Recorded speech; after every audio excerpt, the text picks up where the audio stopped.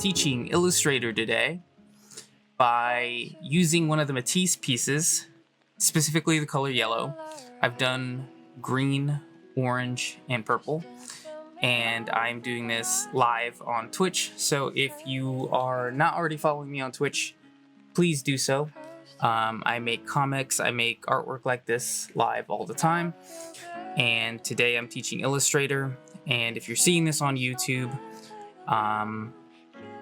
well, you missed it. So you're just gonna have to bear with what I do teach and what other people ask. But if you have questions, please leave them in the comments. We're gonna go ahead and get started. So here is what I have, which is first, when you open Illustrator, you want to create a new file. This is probably the easiest thing. Most likely you won't have any of the recent, which is what I have recently used. You'll have some of these templates. Honestly, some people like them. I hate them because I just want an artboard, which I'll talk about a little bit later. So I'm gonna use my recent, but all that's really here is that it's 12 inches by 18 inches, one artboard, and then I have 300 DPI. That's what's important. So I'm gonna create that. And yes, I do have new emotes. I also added a bunch of 7TV emotes too. There's like 6 times the amount that I used to have. Okay, so this is an artboard.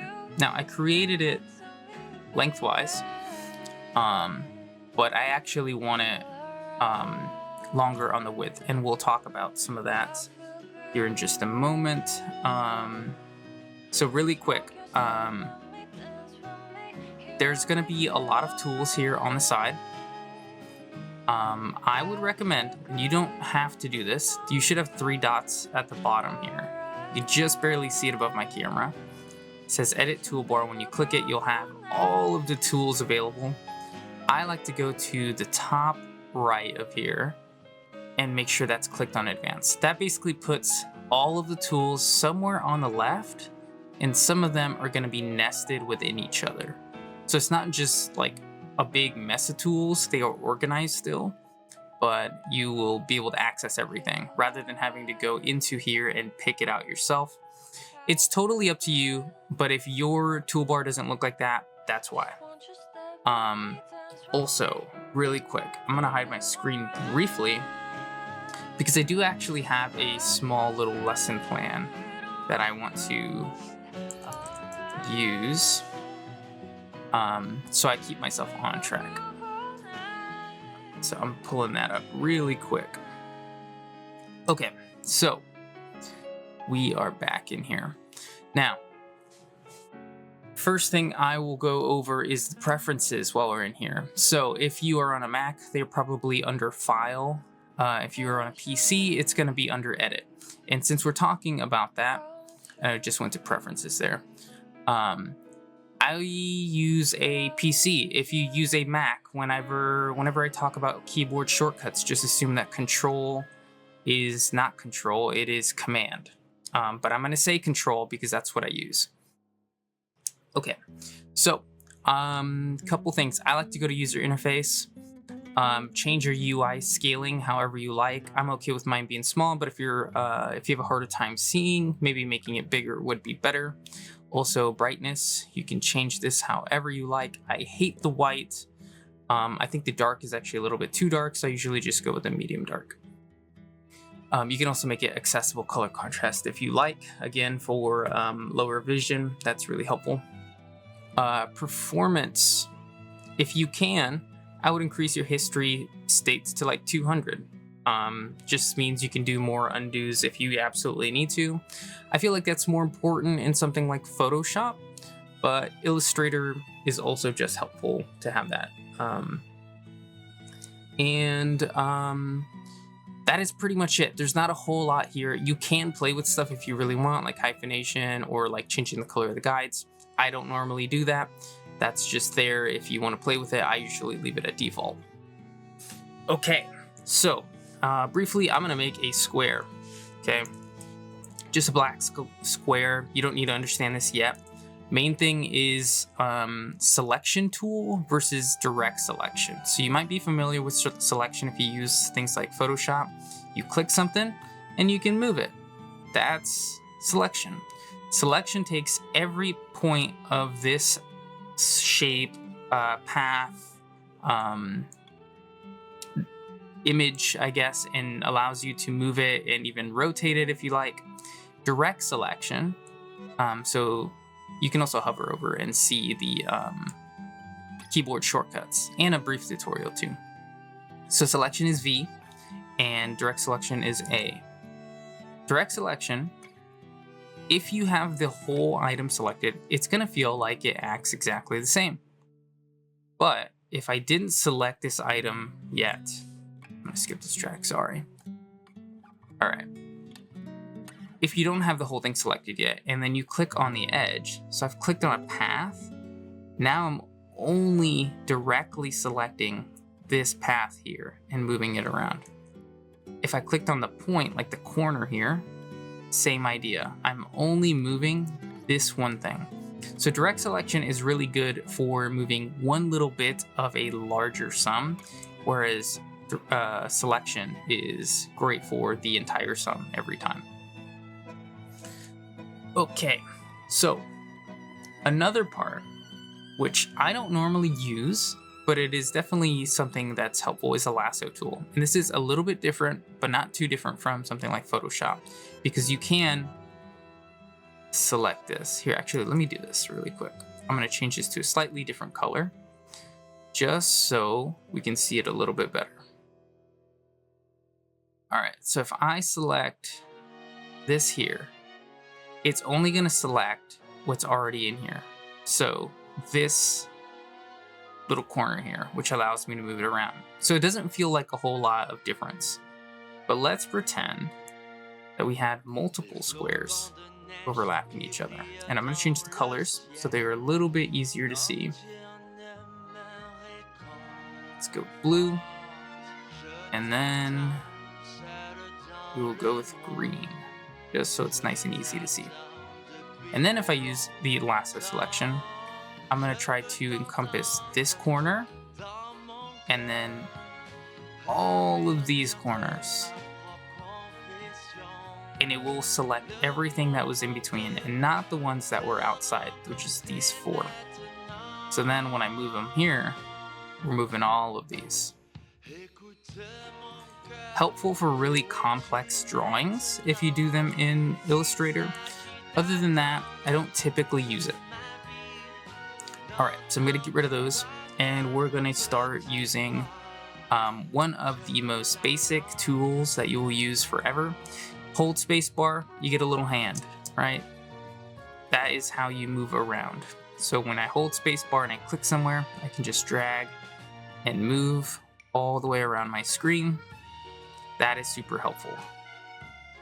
That is the hand tool, which is a tool down here, but I feel like it's much easier whenever you're selected on a different tool to just hold space and drag around. It's fairly easy to use. Okay, so one of the main things I'm gonna use this image later. All right, so I'm bringing in an image. It's a huge image. Let's make it a little bit smaller so we can deal with this a little easier.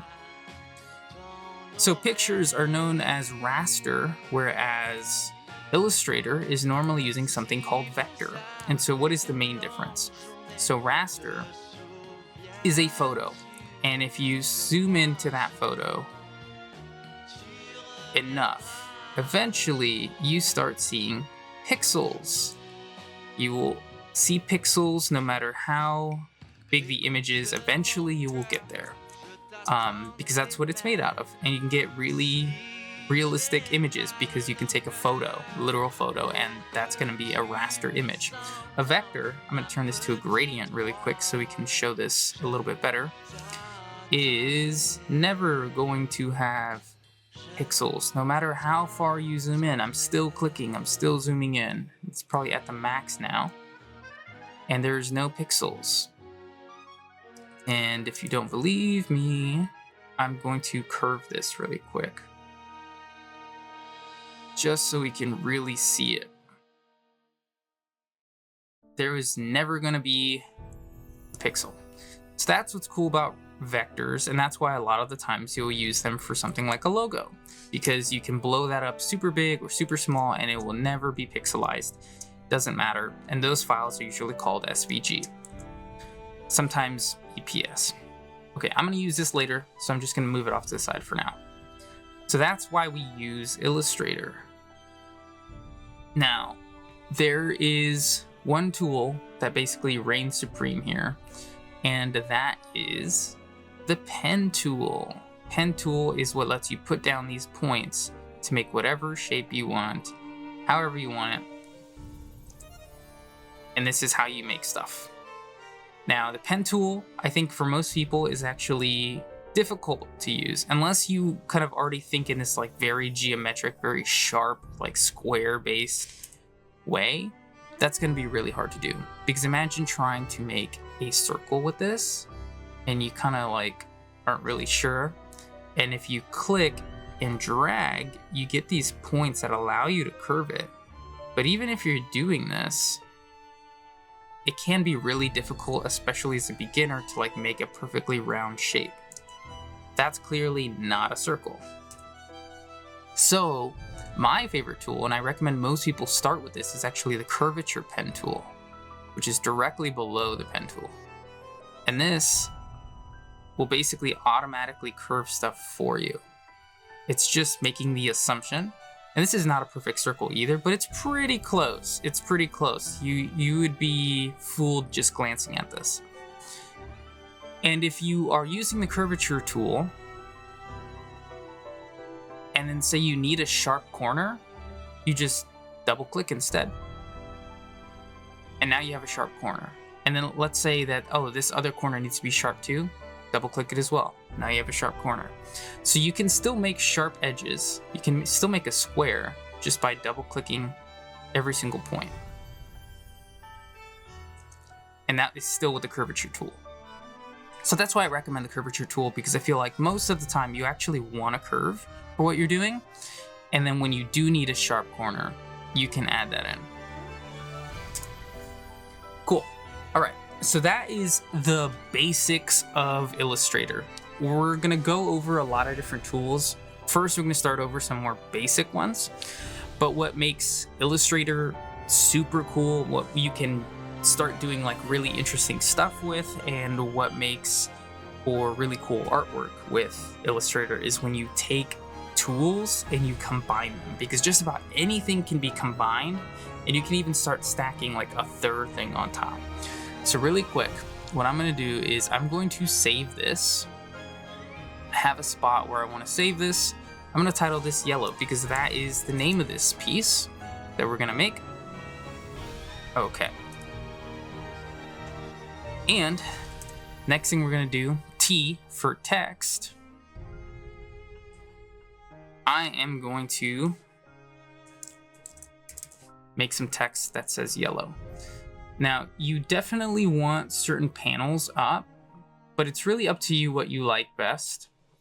I really like the layers panel, the align panel, and the properties panel.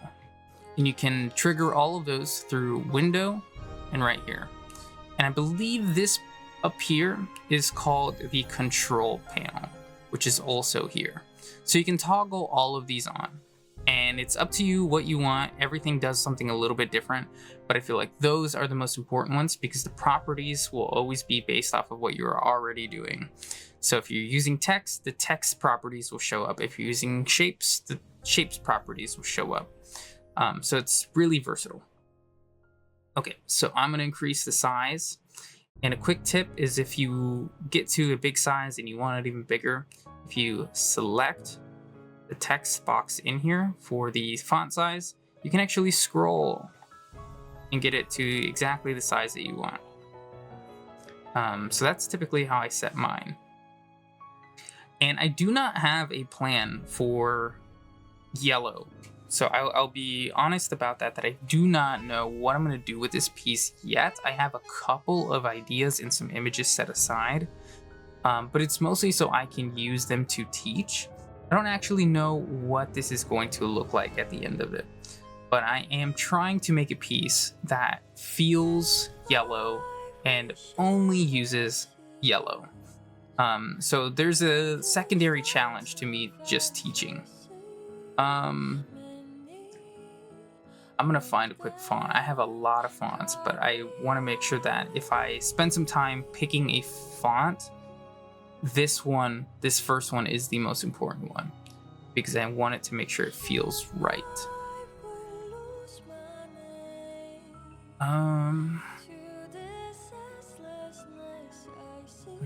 There's some interesting ones, but I don't think we need to go really weird with it yet. I honestly think that a serif font, which means something like this, where it has those little lines on the ends of some of the letters, is the right way to go. And I think it's kind of just a classic one that would work best. Like an Ambrose.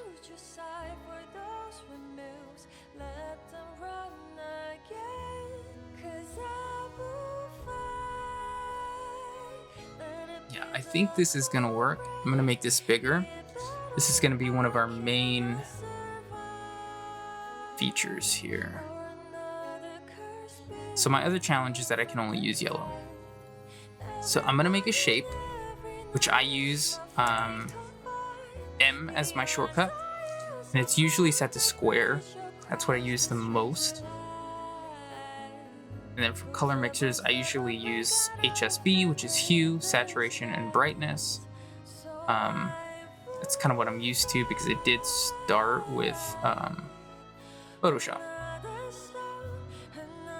Okay, I think this is kind of the right yellow.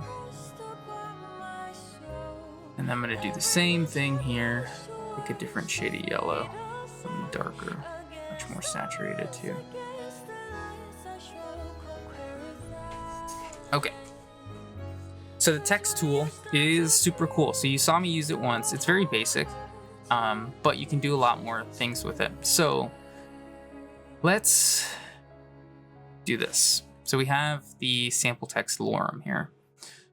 One thing that you'll notice is if you ever try to rotate the box, it doesn't rotate the way you think it does. It's only going to rotate based off of the shape of the text box, but it won't orientate the text itself. It'll still stay perfectly horizontal. It just won't go outside of the box.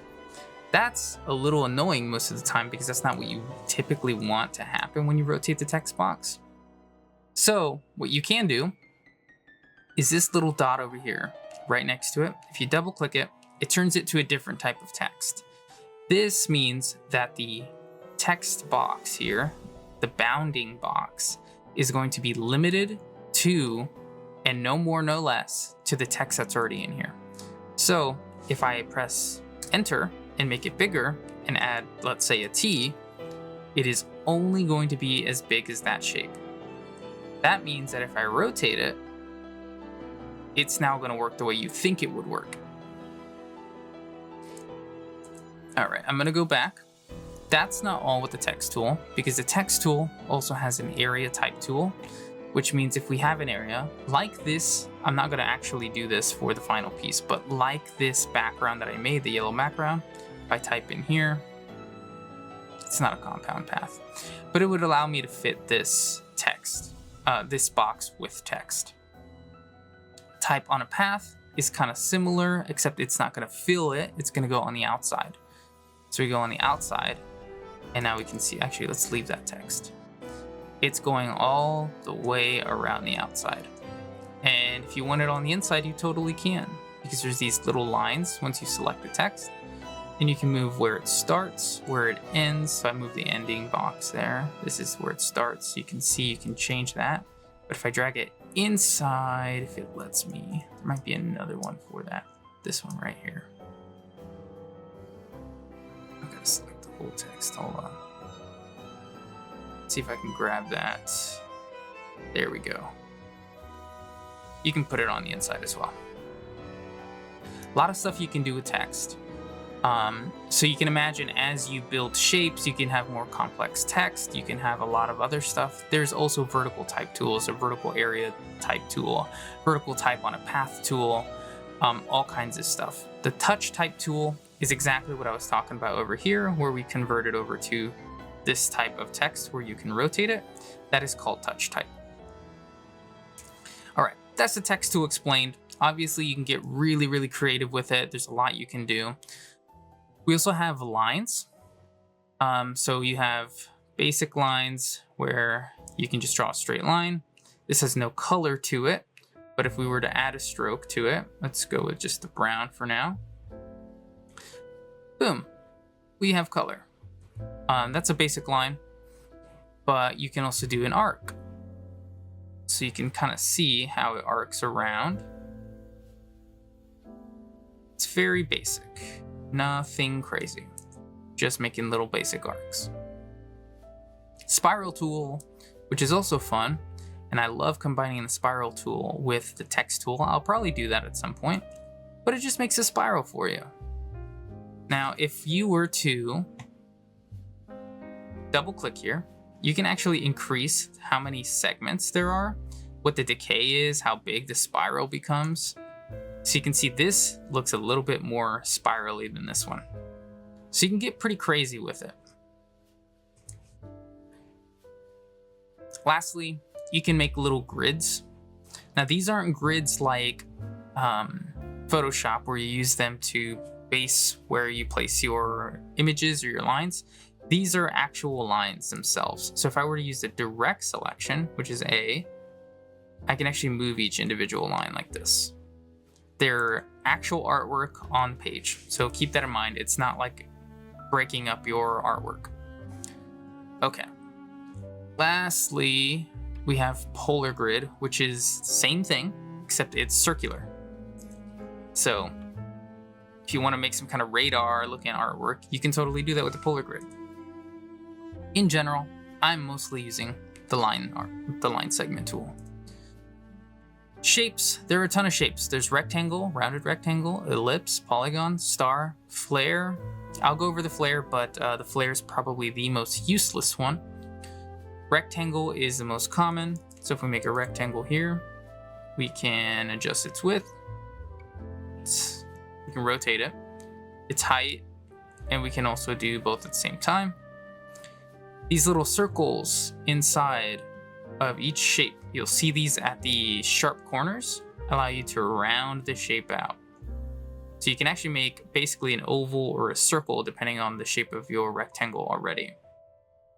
The rounded rectangle tool is the exact same thing, except it's already giving you that roundness already. Nothing special. I'm gonna delete that. Ellipse will give you ellipses. Wait, how do I get a circle? You hold Shift and you get a perfect circle. Very simple, very basic. This has no circle tools. I don't know what they're exactly called, something anchor, because everything's already rounded for you and you can't unround it because it was never sharp to begin with. Oh, one thing I forgot to mention. So you see this little circle here on the end of the bounding box. This can help you kind of make like a pie chart shape or like a Pac-Man shape. So if you're looking for like a half circle or a quarter of a circle or something, you can do that this way. You can go both ways. All right, polygon, polygon, pretty easy, right? This rounds it out. This little diamond shape makes them bigger or smaller. You can go pretty crazy or pretty small. That's about it. It's fairly basic because all these tools are working under the same kind of logic. Star is the polygon tool, except every other point will go in rather than outward, and that's what makes stars. Same kind of idea here, where you can round this out. You can round this out.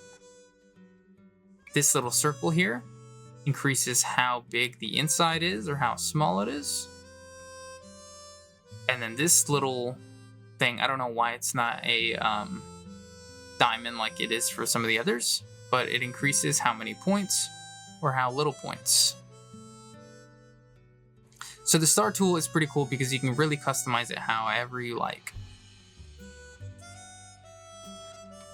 Okay, flare tool. It might look cool at first. Don't ever use it. It kind of sucks. That's my opinion, but my opinion is correct. Whoa, what is going on? That's what's going on. It's basically making a lens flare. And if you double click, you can play with all the different settings. But what I'm telling you right now is that this doesn't necessarily look good. And it doesn't typically look good when you're done either. I think it is better to either not use it at all, or maybe figure out how to make it if that's something that you really want. Because the lens flare, if I see this in artwork, if I see the lens flare tool, it does kind of scream amateur. It screams like I don't know how to do it myself, and I used a tool that is subpar in order to make it happen. You don't want your artwork to scream that, so don't use the lens flare tool. It's not very good. So that's why I say that my opinion is correct, because it is. So that is there. Don't use it. And we have hit pretty much all of the basic tools. Those are the ones that you'll probably use the most. So if you have any questions with those, now's the time to hit them, because everything that we do from this point on will be getting into like more intermediate to even advanced stuff. But that is the basics of Illustrator, and even with just that knowledge, you can make a lot of really cool stuff, because that's all you really need in order to even make artwork, if you can understand how all those interact.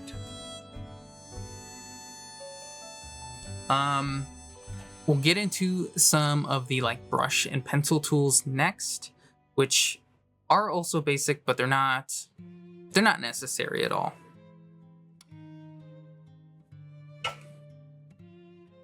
Okay, so brush tool does kind of work like it would in Photoshop, but it's not textured. You really get these brushes that are very basic, or you get some of these weird patterns. Most of the time you would use the basic one, which is just going to create a line wherever it is that you're drawing. Now, we're working with vectors, so what does that actually mean?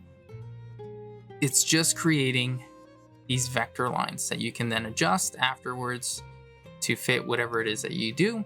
I don't typically use this one because I use the pencil tool instead. That's my preference. It's really just preference and what you prefer. The pencil tool, where it differs, which is, where is the pencil tool? I always forget where it is, right here. And that is N. It's gonna look gross at first, right? But we can do the same kind of thing. It's gonna end up thinner. That is mainly it. It's going to match whatever it is that you have set. So if I didn't actually have, actually let's also delete it really quick. All right, if I use the pencil tool now. Whoa, it didn't draw anything. But that is still there. That's just because my current settings were null. And I just typically prefer that. And I believe, let's try this out. I'm not 100% sure. If you make a shape with the brush tool, and then you try to connect it, I don't believe it actually connects. It won't automatically connect. I think it does with the pencil tool. Yeah, it does. So that is now just connected. That's a whole shape.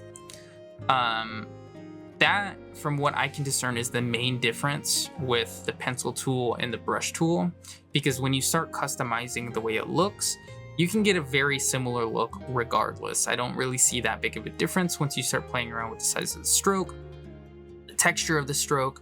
All of that stuff seems to work exactly the same. It's just the very beginning of like, do you want your lines to connect? Do you care if it just sets to a default size and color, or do you care if it's basing it off of your previous decisions? So my preference is the pencil tool. That's what you'll see me using, but I think it's important to mention that the brush tool is just another preference that you could take. Within the brush tool is also a blob brush tool. I'm gonna be really honest and tell you I don't know exactly what the difference is. I think the main thing is that instead of making one stroke, it actually makes this like a shape. So this isn't like one long stroke, it's like this, if that makes sense. It's what I would imagine is already expanded in appearance, if you know what that means in Illustrator. If you don't, you'll see that later. I guess I say I don't really know exactly why you would use that. Maybe it's just saving one extra click. Within the pencil tool are all these path tools, and shaper tool, which I don't know exactly what it does besides making shapes that you might already be trying to make.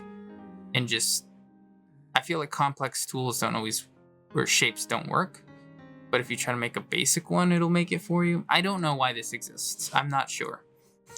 But it's there. It's there. I don't use it. The eraser tools. So we have some cool stuff that we can do with these. I feel like I underutilize these. So I'm making two basic squares here. Eraser tool. It's gonna act exactly like what you think. I'm gonna start erasing. And boom, we've erased it. Now we've got two shapes. See that? Cool, right? Other tool that it has is the scissors tool. Scissors is going to cut a spot in half. What does that mean? That means there was no dot here before, now there is, and if I move it, you see it's actually two dots that have been cut in half. So if you want to split something very precisely in half, you use the scissors tool. But maybe you thought it would cut it in half. That is the knife tool, which you can draw a straight line and cut anything in half. So now that is cut in half. Rather than making it so there's some kind of width to what gets erased, the knife tool just splits it in half, as if there was no gap at all. So those are cool. I don't typically use them, but they are there, and they are important tools to know about. Rotate tool. It's going to rotate stuff. Basic, very basic. Rotate tool. Whoa, it's rotating stuff. You can do that with direct select, so I don't use this tool. See? Many tools that are just alternatives to things that you can already do.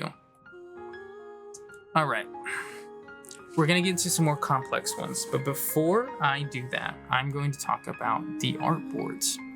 So if you're used to Photoshop, normally you can't have stuff floating around outside. It's just what's on the canvas and that's it. In Illustrator, you can actually zoom out really far, and this is your canvas. You can put anything anywhere you want out here.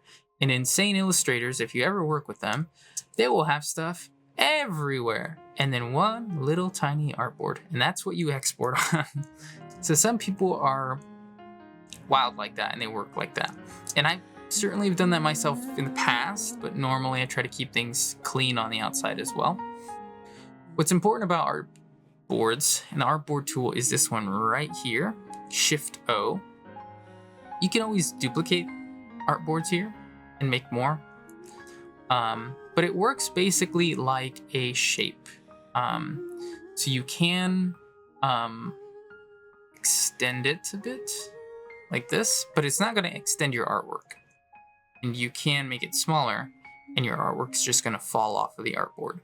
So when you export it, this little rectangle here, this strip, and this little bit of the W is not gonna come with on the export. It's not gonna be on the JPEG. I have to have it completely within the artboard. Now, I said I wanted this longer, which we can do by clicking Portrait and Landscape. Boom. But again, it does not change your artwork. So now I have to go in here and adjust everything to fit. And if you want shapes to extend the same amount, widthwise on both sides, you can hold Alt and it will do that. Boom. Now yellow can sit there. And this is what I wanted originally. So I did it wrong just to show you how you can do that. Also, you can name your artboards. I'm going to name this one yellow.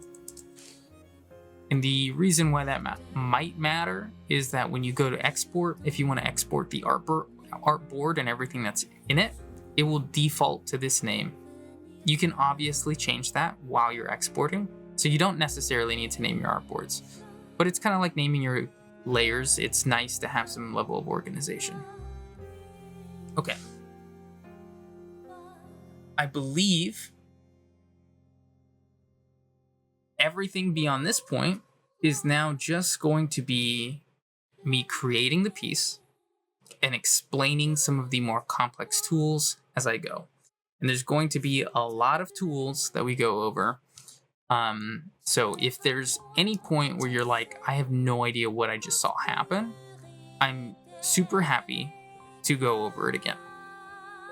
So normally, especially for this series of work, I don't actually use photos, but I am going to use photos this time around because I think it's important to mention that even though Illustrator is a vector-based tool, you can use raster images in here, and it can make your work look better, depending on how you use it. So I'm going to do that this time around just to show what is possible. So I grabbed a few yellow images already. I'm going to bring them in here. I don't know that I'll use all of them. I'm also going to zoom out so I can make these much smaller. There we go. All right.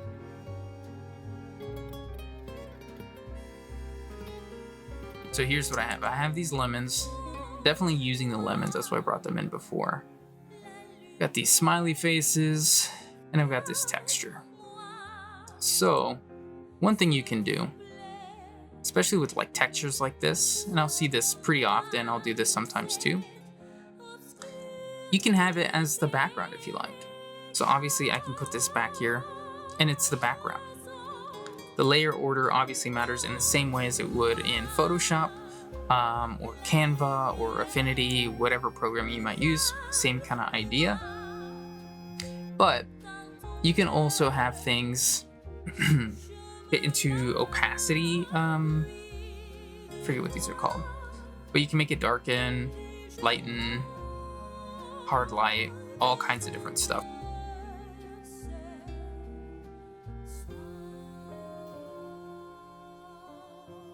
Difference does some really weird stuff. You kind of have to play with it just to figure out what each one does. They're all a little bit different, but it's really light. You can barely see. There are some separators here that kind of group what they do because some of them are very similar. Darken, multiply, and color burn are similar. Lighten, screen, and color dodge are pretty similar. Overlay, soft light, hard light are similar. Difference and exclusion are similar. And then the rest are also pretty similar. It's totally up to you. I'm going to go with, I think it's color dot. No, it is color burn. Color burn is what I want. I'm going to lower the opacity slightly. Let's actually just go with hard light, just to get some interesting whites in there. Okay, so you might be going, so we can take a raster image and just plop it in there and change it based off of the opacity and those tools there, and that's pretty much it. You can actually mix the raster and the vector shapes. So here's what I'm going to do. I'm going to create a rectangle. I'm going to use the direct selection to skew this over this way, and then this one over that way. Now I've got this pattern here. Because my path is on the top of the layer stack, if I select this and then shift click select the image, in my properties tool, I'll get something called make a clipping mask, which you might know from Photoshop. And now I have a clipping mask of the raster image within a vector shape.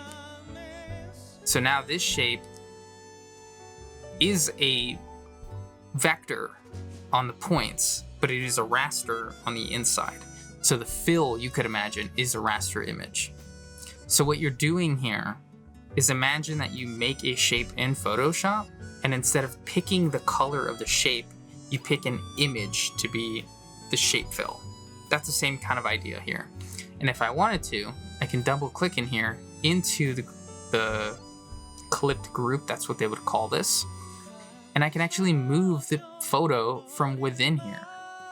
So if I didn't like where it was placed originally, I can scoot it over or move it this way and have different stuff within the actual image. And I click out and we're back. So I'm gonna bring this down a few so it's below the yellow. I'm actually gonna change this color. I'm feeling it's less yellow than I want it to be. It's starting to get to green though. I also have a huge screen glare from my window, so I am trying to see past that a little bit. Okay, so that's one way to use those. And obviously if you wanted to, you can take these, round them if you want. You can take this one. You can convert it from one of those sharp corners to one of the rounder corners and use these handles to move the shape around. I'm not going to do that for that one, but I'll leave this. Okay. I usually write a lot of text in here based off of whatever it is that I feel yellow makes sense with. So I think one thing that yellow feels like to me is endless fields. This is really big. You can't see that I've typed it, so I'm going to make it a lot smaller. It's scrolling inside the text box. Okay, and I want something that is a little bit thicker, a little bit more basic, because I want to do something interesting with it. And it's a tool I love very, very much. Okay, let's see. I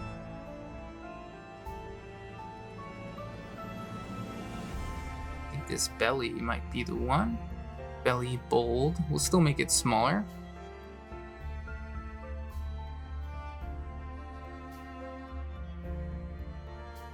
I think maybe even a little bit smaller. I go to 70 here. I'm going to convert it. I'm going to turn it to yellow.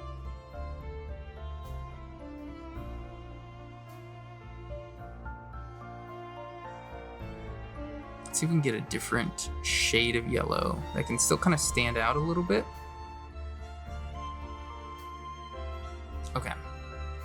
So one thing you can do, because text can sometimes be a little funny to work with, especially if you start adding strokes to it. So for example, this is filled in, but if I was to swap these two, now it's a stroke. Combining them sometimes can be a little funny with text because you don't get as many options with text because it's kind of a live thing you can edit.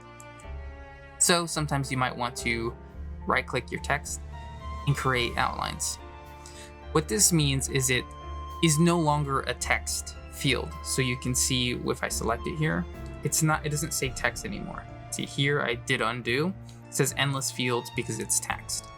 If I created the outlines, it's no longer that. Now each one of these letters is its own individual shape. So it's not actually text. It is the shape of text. So imagine if you just drew out the letter L or the E or the S. It's the same idea. So I'm going to take this. I am going to direct select each one of these letters to adjust it however I want. So I think I'm just going to make it skewed just ever so slightly.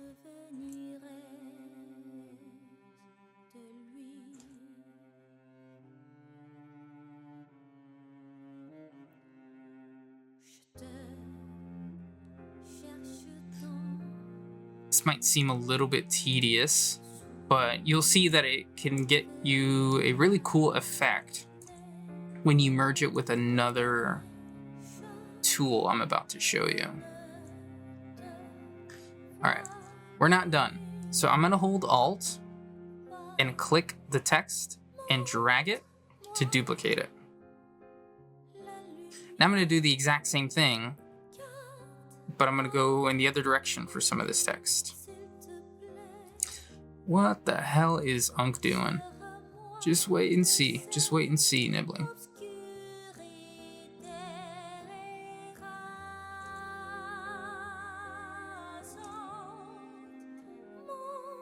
This will be, I gotta select that better. You gotta make sure you select the inside and not the path on the outside, because the path is not the whole shape. And the reason I'm using direct selection is because I want to select each individual letter that's in this group of several letters.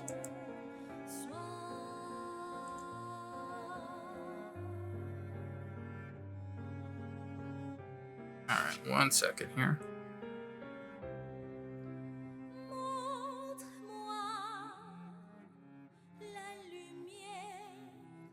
Okay, so we have these two. I like to keep the text fairly similar for this effect and just slightly different. I think that's where you get the best effects.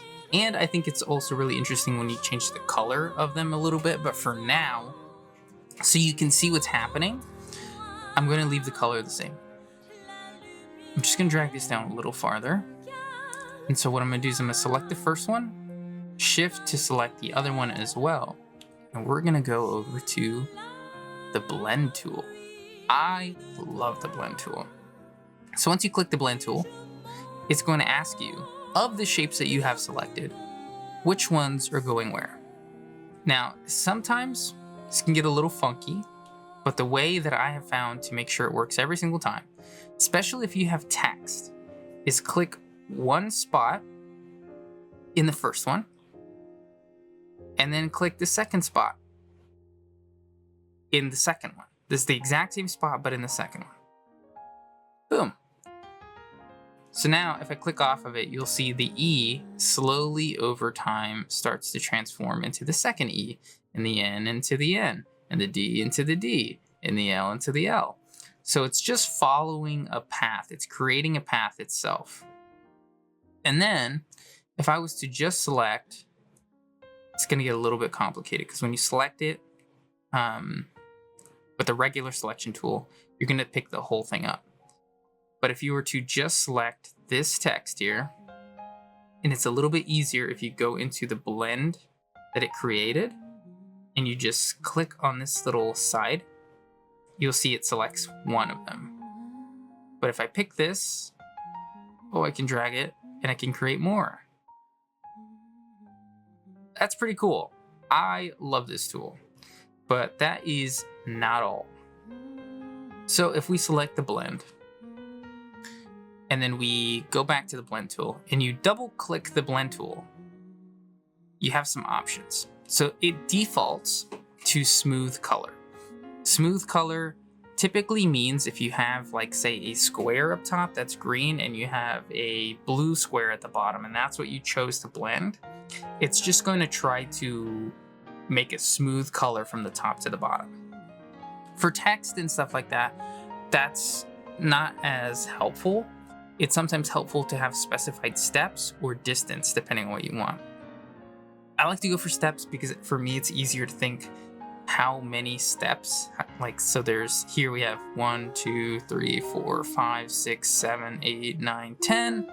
10 steps. So when I click it, it says 10, right? So if I had one more, you're gonna see it's gonna add another. Distance is just a distance between. And this can get a little crazy, as you can see. You want bigger distance, so you can see it a little bit more. You can scroll, just like you could elsewhere. But I feel like distance for me is a little bit harder to think about. So I like to go with steps. I'm going to go with less steps here, just for clarity. And then the difference between the orientation is, as you can see here, if this was curving, it's still going to keep all the text perfectly horizontal. But if I was to select this here, the text would then follow the path of the curve, right? That seems a little bit complex, but I can show you how that actually works. So I'm going to select the top one, rotate it. And you can see that the text is rotating with it, right? The difference between this, wrong tool.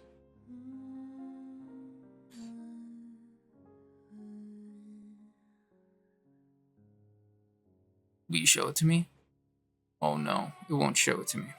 Let's try it one more time here. Let's rotate this one as well. Maybe the text is already still too... I think it'll show it here. It's gonna look weird now at this point because I'm twisting it, which is why you don't want to go too crazy with it. Let's see. You see, there we go. Align to the path, align to the page. So there's a slight tweak. A lot of the times you won't notice this too much, and it's easier to tell when the shape is more like contained within a square bounding box, and it's a unique shape. That's like where you see it the most. So because it's a long string of text, it's just a really small like teeter that you'll notice. Okay, so I didn't want all of that. I like this, but the other thing I'll add in here is I'll select the bottom one. Let's go with the bottom one. And I'm going to adjust the color. I'm gonna make it a little bit brighter, more saturated. And you can kind of see this effect just kind of landing all the way through. I love it. I love playing with it. And if you really wanted to, you could even turn it into the stroke. And you can kind of see the same thing happening here. I think it's a little less strong when you do it from fill to stroke. And it looks a little bit better when you just do something like that. Okay, so I like that. I don't need it that big though. So I'm going to set it here for now. We'll figure out where that's gonna end up later. But that is the blend tool. The blend tool is so cool. It's one of my favorite tools. Okay. We talked about the spiral tool earlier. Why don't we try playing with that a little bit? Spiral tool. Okay. So we have a spiral. I think it'd be cool if the spiral kind of falls off the page a little bit. And then I also have some text that I want to put on here. So I'm going to... I'm typing in my checklist here, my lesson plan. Like a fool. I need to type in here. All right, so I'm gonna go with the type on a path tool, and I'm gonna click this. Boom. Okay, so here's what I'm going to type.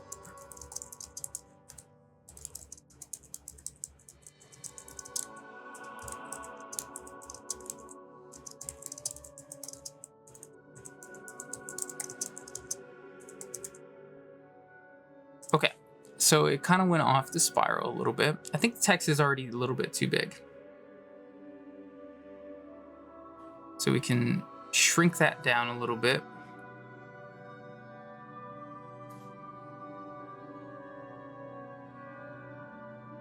I'm going to add a small stroke to this spiral. And I'm going to change that to some kind of yellow. This may be orange. Darken it. Saturate it. Yellow is very difficult to work with when you're using it on yellow. That's this. If I shrink it down a little bit, it's also going to shrink the size of the type as well.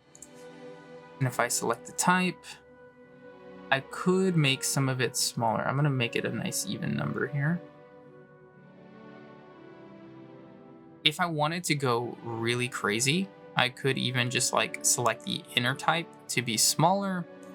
Like I can make this smaller, this only a little bit smaller, this a tiny bit smaller. I could go crazy like that. I don't think I'll do all that. I might leave what I just did though, but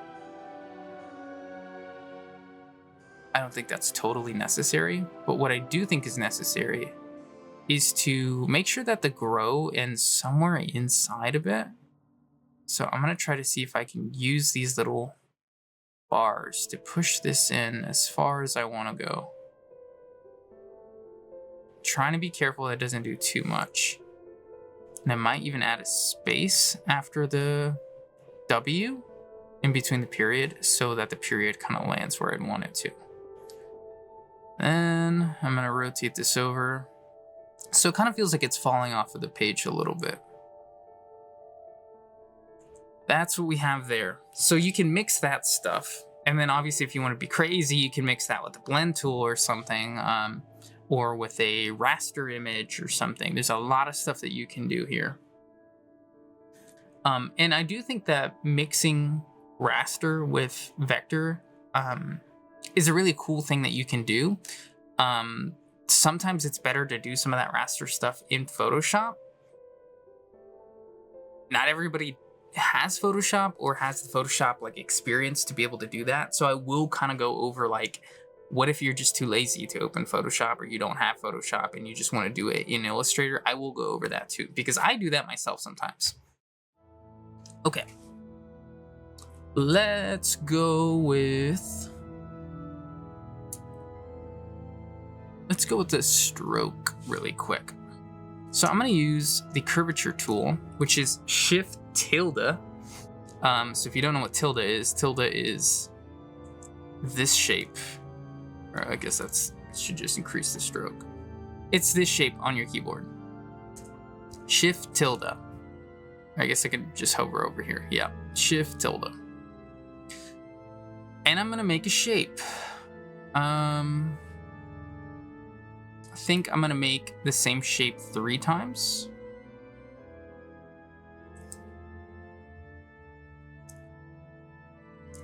Almost like the blend tool effect, but I think I'm going to just do this myself. I think I want it a bit... I very, very much want yellow. Like just basic yellow. There we go. That's the color I want.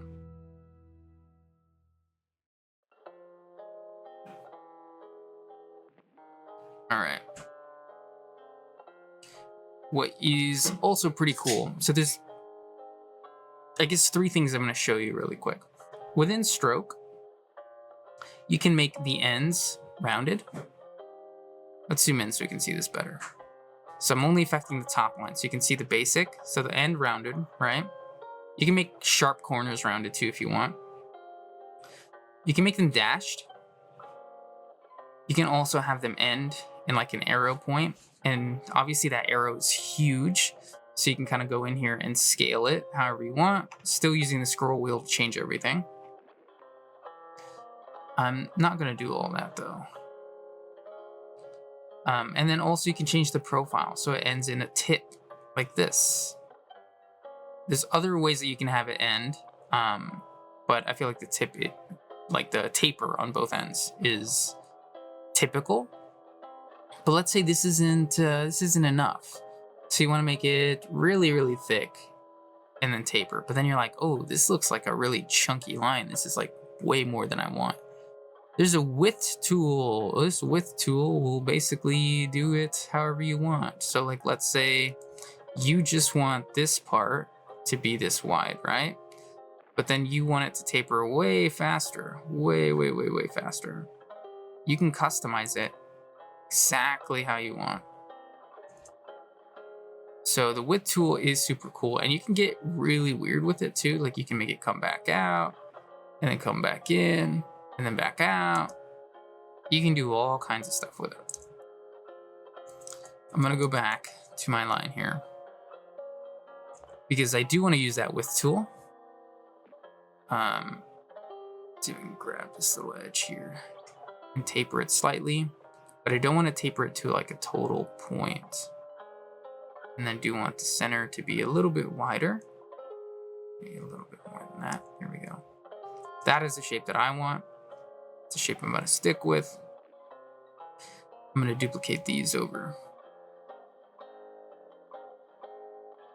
Now there's a new tool, and I don't have that much experience with it yet. It's only a couple years old. But I believe we could group these. We're going to learn together really quick. And I'm going to select the yellow. So you could go through the painstaking process of making the Y go over this part or something, but there is a new way to do that. I believe that is under Object, and it is called Intertwine. Make. How does that work?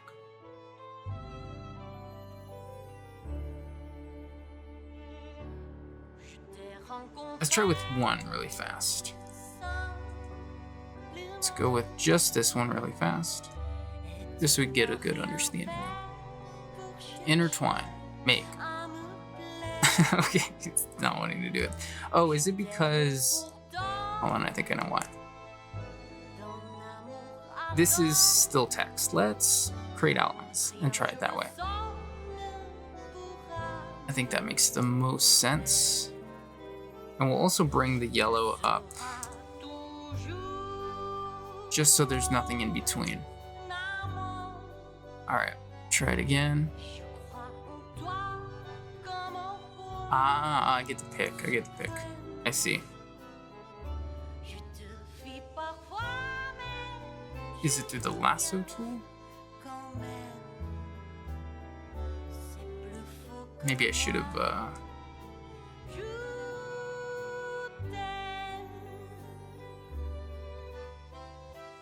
I'm gonna lock this. Oh, this is locked. There's a, I think it's this layer is getting in my way. Okay, select this again. And select you. Hit intertwine. And then, see, I can click that. Yeah, that's what I'm talking about. So it's going under this one, over that one, under this one. Let's go over that one and this one. Let's go under that and over this. Boom. That's the intertwine tool. So the tricky part is that you don't want to switch off the tool after you click make. You want to make those selections before you click off of it, yeah. Now what I wonder is, can I do that intertwine again? I have to release it first. But then maybe we can make it again. So this was like that. This one will have it go over, under, over, under. No, we'll go over. Then we go under, over, under, under, over, under, over, under. Boom.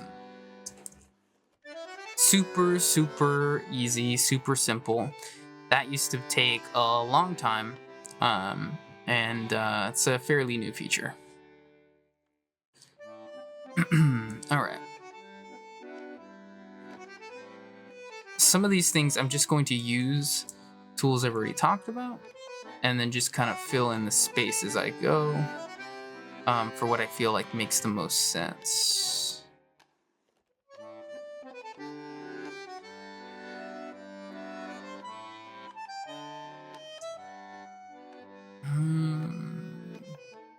You just need to be thicker.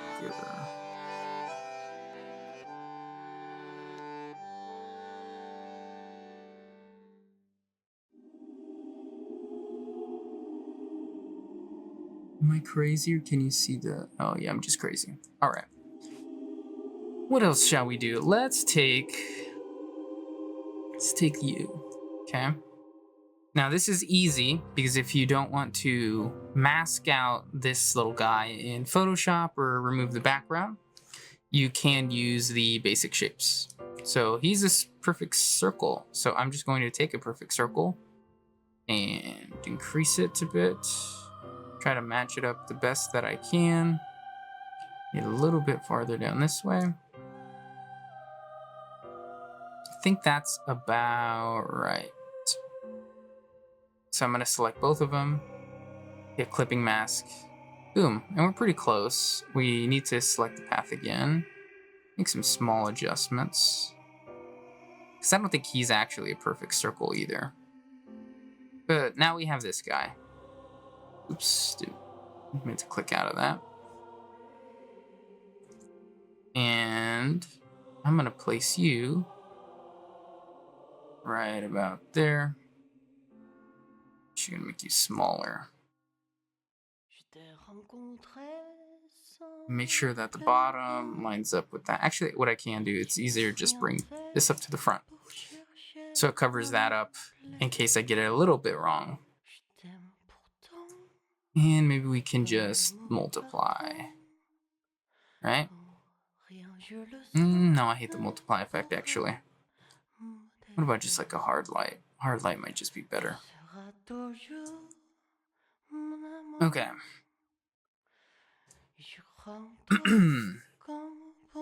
What else can we do? I think playing with a gradient will be interesting. So let's do that.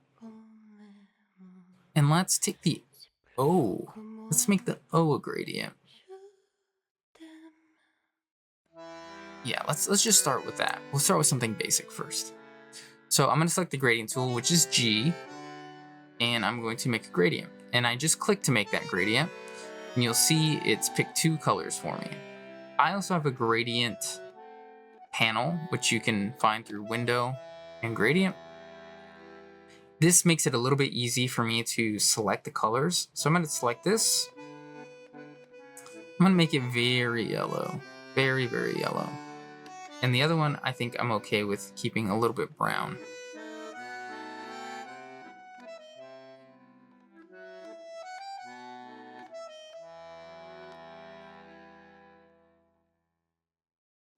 Okay. Darker, darker. All right. Now this little diamond here, which is also here, it's the same one. You can slide how dark or light it is. And then you can also rotate it with the square and move it around with this. Lengthening it is also, I think, the square. Yep. So I'm going to rotate this down a little bit. Lengthen it just a bit. And then you can also pick the type over here. So there is also a circle-based rectangle, right? Or not rectangle, circle-based gradient. And a freeform one. The freeform ones can sometimes be weird, but they can be fun to make a really complicated gradient because you can place the colors wherever you like and it'll kind of just figure it out as it goes. And you can just keep adding colors. So you can really go crazy if you want. I think for now, I'm going to stick with the linear one because that's all I really need. And I'm going to lengthen it like I said before.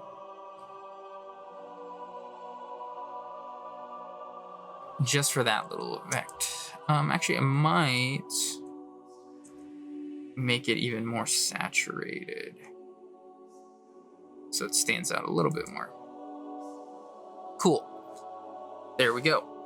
That is the gradient tool.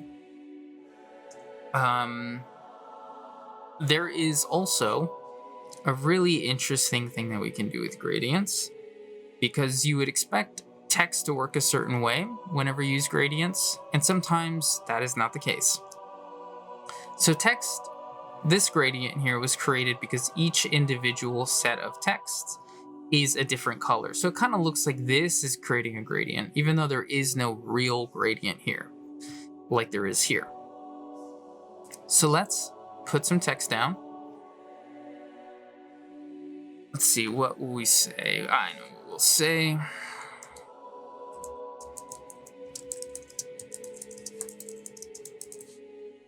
Okay. Here's what I'm gonna do. I'm gonna create a background for it really quick.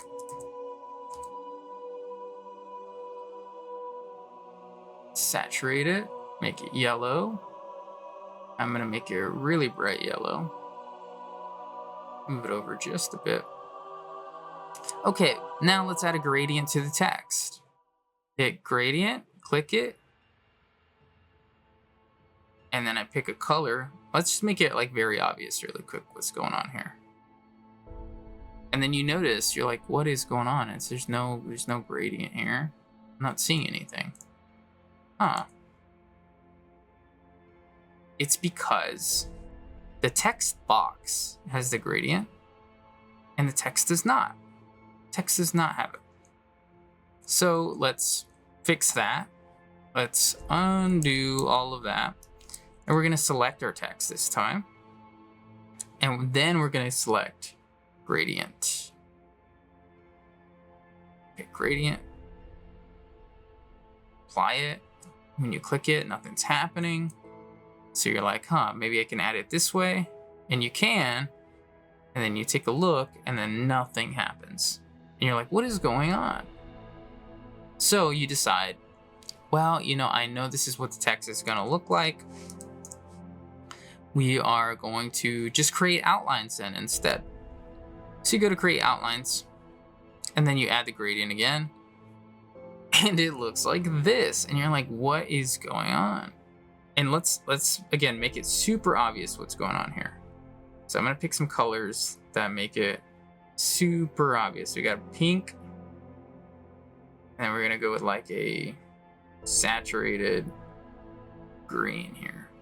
And you can kind of see that like each individual letter has its own gradient that goes the same way. Because if I click this and then I click gradient, now you really start to see what's going on. Each letter has its own gradient. Most of the time, you don't want that. This is kind of hideous. It looks like it came straight out of word art in Microsoft Word or Microsoft PowerPoint. So this is pretty ugly. So how do we fix that? So the problem that we have is, I'm gonna show you. Get rid of this really quick, or that one. So if we look in our layer, when we click on this, what it is it's a group of individual compound paths. And these individual compound paths can only be assigned a gradient based off of their compound path. You can't assign a gradient to a whole group. Group cannot be assigned a gradient, but each individual compound path can. So the solution to that, I'm gonna make this black first, is that we select all of this, go to object, go down to compound path, and just hit make. Now, there is no color anymore, so I'm gonna give it a color. Just give it black so we can see it. Then when we click on it in here, you can see it's still a group, but now there's no like folder to twill down and see the individual compound paths because it's just now all one compound path. So if I hit gradient now and I actually add the gradient this time, it's black to black. How convenient. Let's go white. Click off of it. Now we see what we actually want, which is just one gradient applied to the whole text. So we're gonna do what I originally planned to do, which is to do it this way, that way, and we're gonna obviously make this, I wonder what color, yellow.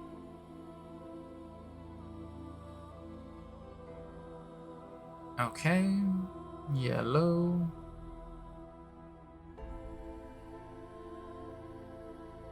Saturate it a bit, maybe a little bit brighter. Maybe it's too white.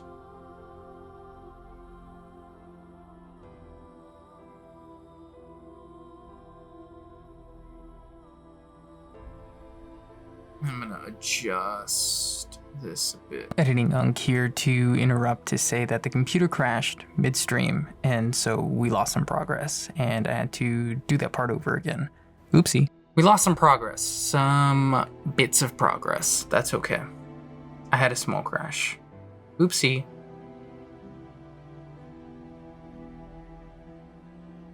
So, I guess what I'll do is that process one more time, really fast, and just show you when we don't, when we do know, I guess, what to do. It's kind of a quick process. Let's go back to the yellow. That's a good yellow. We can stick with this one. I'm actually going to customize it a little bit.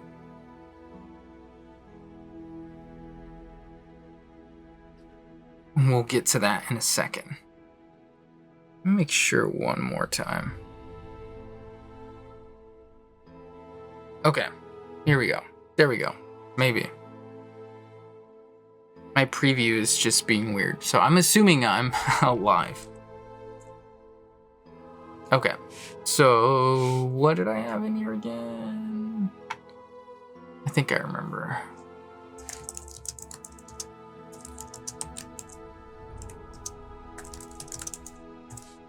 All right, and then the font that we had in here, what was the font? I don't remember. Was it you? It definitely was not. Was it blue? We're gonna do blue. It may not have been blue, but we're gonna do that now. We can adjust this because I wanted to adjust it anyways. Okay. We'll go with 45, right? We make this an outline, then we make it a compound path. Bam. We assign a gradient. We go with the right gradient colors that we wanted. Something very bright. And not that. And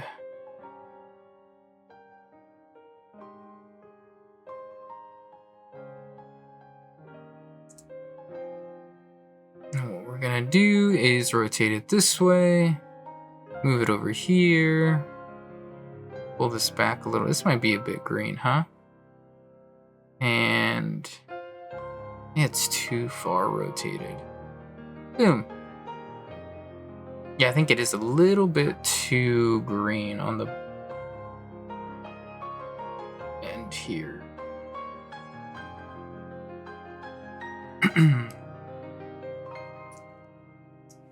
Okay. This does give me the opportunity to talk a little bit about some of the effects that you have access to in Illustrator.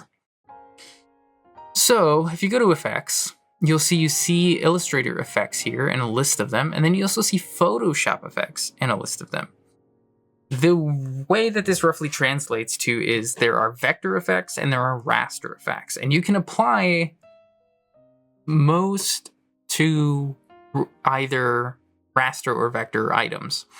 So a vector effect can get any Illustrator effect, and it can also get any Photoshop effect. But depending on what it is, you may not really notice it. So if you have a raster effect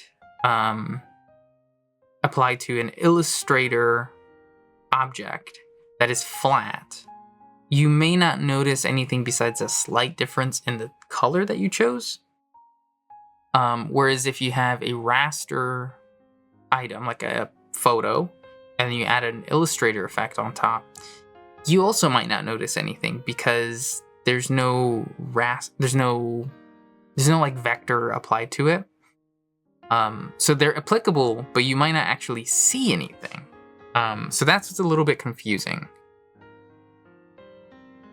Sorry, I'm gonna make sure I'm actually live here because I'm driving myself crazy with this. Okay.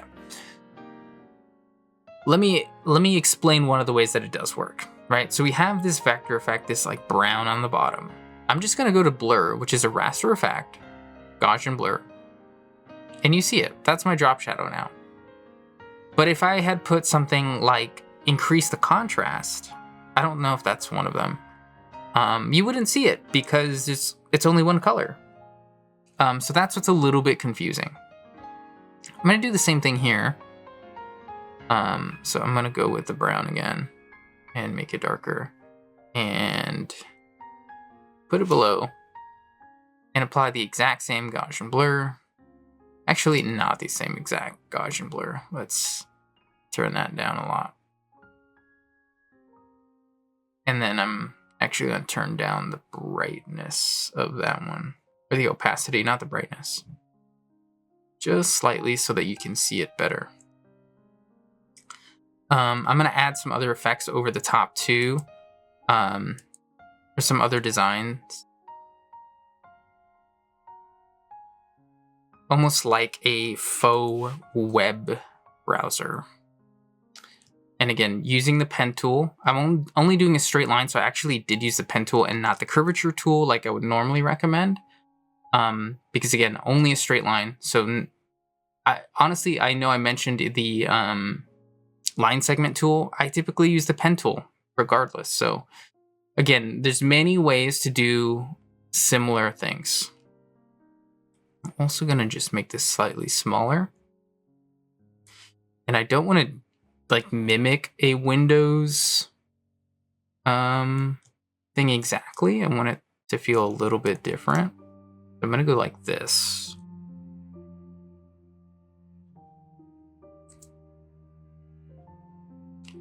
And just holding shift will allow you to make these not straight lines like you would in Photoshop. They're going to be more like on certain angles. So you can do horizontal, you can do vertical, or you can do 45 degrees. That's kind of like the range of motion is 45 degrees. I'm going to make another, actually, I'm just going to duplicate this square by holding Alt and dragging and then making it a bit smaller. And then I add one more with the pen tool, which is P. And I'm just going to do one small line here. And then the eyedropper tool is going to copy the style of what I just clicked, which is I to bring that up. I for eyedropper. Boom. And I might actually round this just ever so slightly. Just the tiniest little bit. And because these are both outlines, I'm going to make this slightly smaller. Boom. Okay, we have that. Something else that we can do, and I encourage people to do this whenever they are learning Illustrator, is to try to draw in Illustrator. And again, I always recommend curvature tool, which is Shift tilde. Okay, and tilde is this guy here. This shape on your keyboard. Okay. And start with something simple. What is the simple thing that everybody tries to draw? That is going to be an eye. Everybody tries to draw eyes. And we're going to iconify the eye a little bit. So I'm going to double click because I want a sharp eye. Go up, double click, go down, and then click once to connect it all. Boom, we have an eye. I'm going to go with the gradient for this one. And a round gradient. Increase the size a little bit. I don't want it to go as far as brown. I actually want it to go a little bit lighter than that. And I think the yellow needs to be way less saturated. A little bit more, maybe. Brown is really throwing me off, though. It's because it's on the orange end of things. Yep. Okay. That should be simple. I'm going to make this a cat's eye. So, same idea. Double click in on those ends so we can get a nice sharp edge. This one's not going to be a gradient.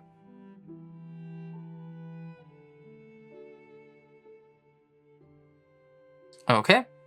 There we go. Super, super basic. It's really not too complicated, but you can make some cool stuff out of it. So I'm also going to add a stroke on top of this one. Make a dark stroke. I'm going to increase the size. And we can play with how it ends if you want. I don't know that it's going to be the best idea. Oh, that's actually not too bad there. We can even probably increase it to make that seem more dramatic. But that makes me want to make the pupil a little smaller. Maybe not that small. And then, so one cool thing about the shape tool, so M is for rectangle, but L is for ellipse, L for ellipse. So I hold L, make a little ellipse. I'm not making a perfect circle here. I'm actually gonna make it an ellipse to kind of make it the white highlight of the eye. And then one last final touch. I'm going to use the curvature pen one more time, which is to just add a little shadow here. Okay. Boom, boom. And I like clicking outside of this, just because sometimes when you click a path in here, when you're working on the top of another path, it's going to try to merge them in a weird way, and it looks very weird. It looks very strange. So I sometimes just click outside and then drag it back in. All right. So I'm basically creating a shadow here, and I'm just going to make this multiply, and I'm going to lower the opacity slightly.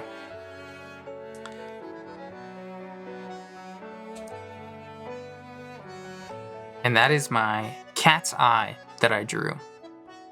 Very, very simple. I'm going to group them so then I can move them all together at the same time. I'm not exactly sure where I'll leave this, but I'll put this here for now. And I think, I didn't mean to click that. I'll move this down.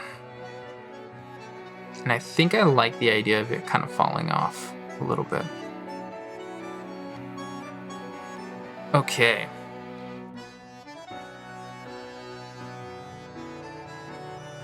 So I'm gonna add some more text. I think text will allow me to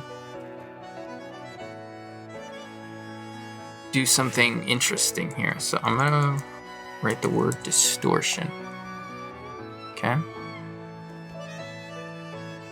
I'm gonna turn it into, I always forget what it's called. What is it called? Touch type. Touch type. Pick my color. I wonder what color I'll pick. That's right, it's gonna be yellow, but I think we add a bright yellow. Okay. Now you can add distort Illustrator effects.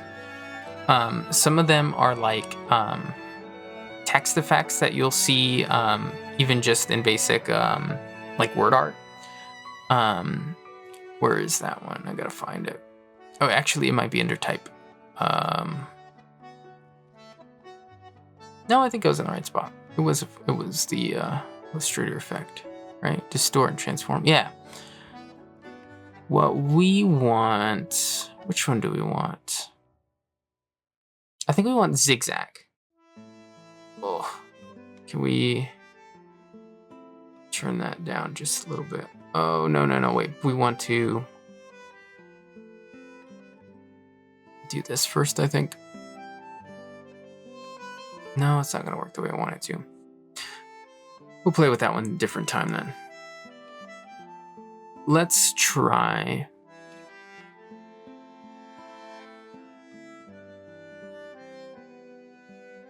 Which one is it? Object. Envelope distort. We'll try this one. This one's also very interesting. So you can make a warp just like this, right? Where you can adjust this however you like. There's all kinds of really weird stuff that you can do. There's the arch here. Shell lower, fish shape, right? All kinds of weird stuff. We're gonna go with flag. And I want a little bit more distortion, but I don't want any vertical or horizontal because I'm trying to keep this ending about the same position. Why is that? Because even though we've added this cool effect to it, what's cool about Illustrator is multiplying the amount of effects that you're adding on top to create something totally new. So one of those things that you can do is called repeat, right? So we're gonna have to create this, or sorry, create outlines on this one. Sometimes that is not available and you have to hit expand first. Hit OK. And that will typically already have created the outlines in the same way. So if I select here, you'll see each one of these is already a compound path. Sometimes if you don't see create outlines, you'll see expand, and that is the same thing. All right, now we can go to repeat, and I'm gonna go to radial. This is gonna look really strange here, right? Let's increase the size of this a little bit so we can see better what's going on. So the circle, we need to be a bit big. Here we go, here we go. This is the shape that we're going for. But I'm gonna need to go in here and make each individual distortion text smaller. So I can take this circle and make it fit what we want. You can add more by doing this. We don't want that. And you can actually remove some of them here if you like. We don't want that either. So this, trying to select this. This is the effect I was going for here. And this was just going to house. Did I group all that? No, I did not. So let's group all of that. Group that in there.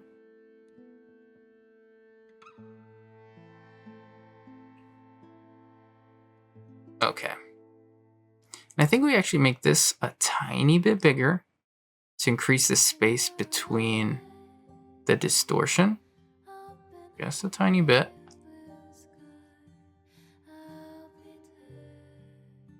And that's the effect that I want. So a lot of really strange stuff that you can do. And it's just mixing little bits of stuff together over and over and over again until you kind of get what you want out of it. All right, we're gonna add some more stuff. One of those things is how to crop something out of a image if you don't have Photoshop or you don't have one of those tools that'll do that for you. So one of those ways is to just draw it to make a mask. I think this is the easiest way, the best way. This is how I'm gonna do it and show you, because a lot of people try to get really, really, really precise. And a lot of the times you don't need to be super precise. So here's what I'm gonna do. This lemon is fairly round, but it's also a little bit complex. There's little bumps on it. There's this bigger bump here. There's some shadow here. I'm gonna show you that if you try to use the curvature tool to map this out and you err on the side of cutting off more lemon rather than trying to keep all of the lemon, maybe accidentally getting some of the edges, you're going to still get a good result even if you mess up.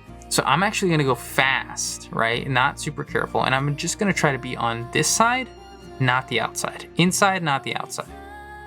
Okay? And just trying to make sure, and I'm gonna switch that to a stroke so that we can very clearly see what I'm doing. But you're still gonna get a really good crop regardless of you cutting off basically the whole outside of the lemon. It's still going to look very good. Where you're going to still have trouble, and I highly, highly recommend just using something like Photoshop, because where you will see significant effect, and that's just the nature of the item, is stuff like hair. Stuff like hair is still just always going to be a nightmare. Okay, so I have my shape, and now I select my image. We do the same thing, make clipping mask, and boom. It's basically perfect, even though I've cut off most of the edge. There's maybe just this tiny little bit here that I would even pull in farther. So we have a basic perfect lemon. That's all you really need, is to just err on the side of cutting off more than you think you should, and you will get a good result. So I think what I'm going to do here, I'm going to take this original clipping mask that we made. Okay, I'm going to copy it. I'm going to paste it. Sorry, I'm going to paste in place. And I'm going to make it... Can I select this background color? And I'm just send it to the back. So then I can put you here, send you all the way to the back, and then one forward. And it looks like you're getting cut off by that. Whereas before it did not. Make you a little bit bigger. And maybe there's an interesting way to... I like the hard light. I think the hard light's interesting. So we're going to do that. Also, the more I look at this, the more I want this eye to be saturated more.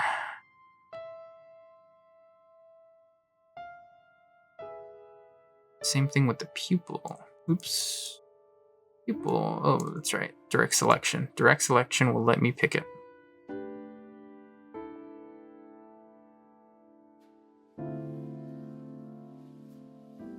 Saturate it like crazy.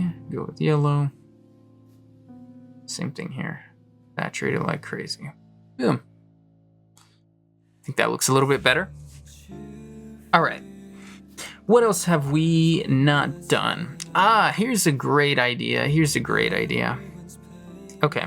Let's just add a very basic shape. In fact, let's go with the star because I feel like a star is very yellow, right? Imagine stars as being yellow.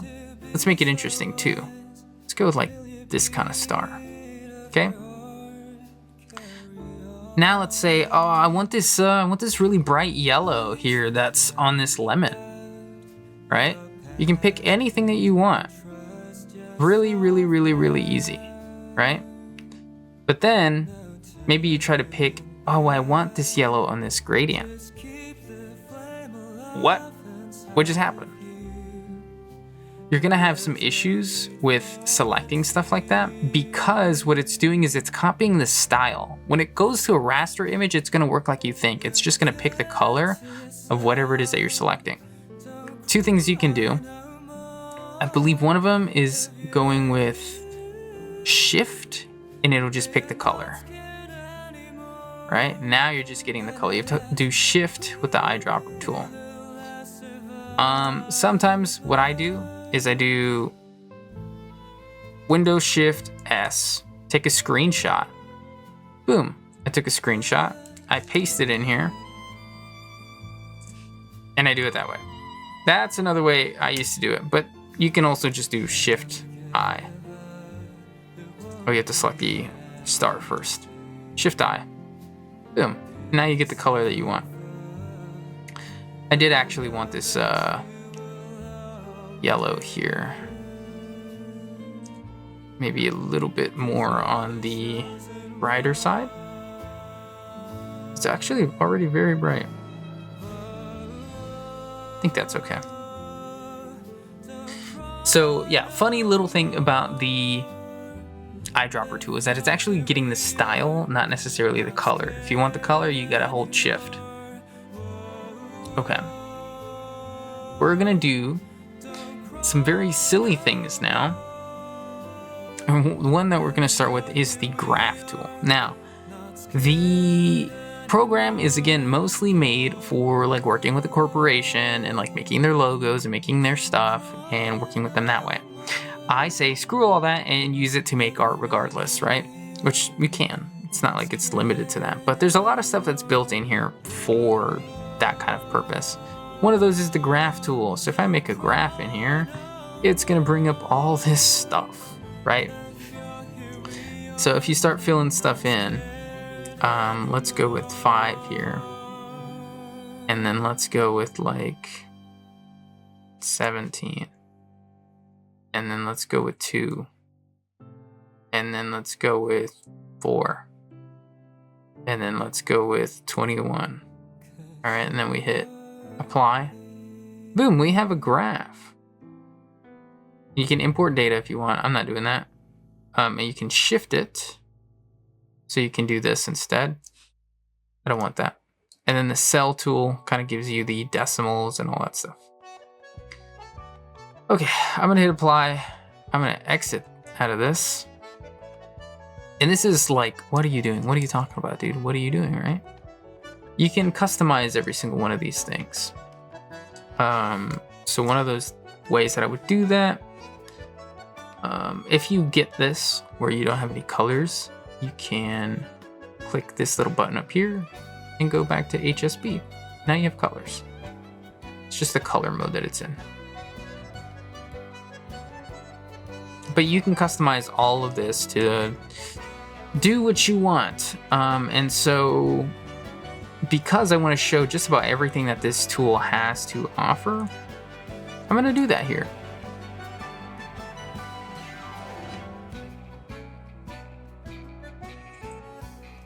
And then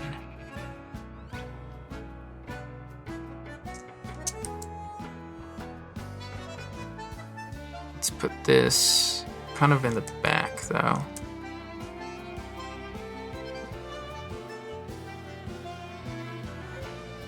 To make some interesting composition, but you can do stuff like this. Who says you can't?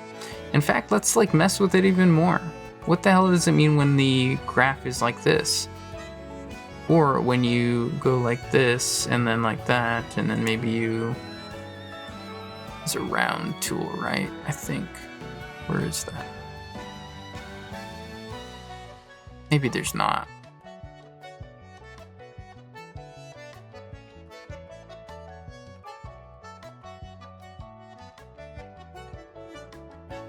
Yeah, screw it. We'll do this instead.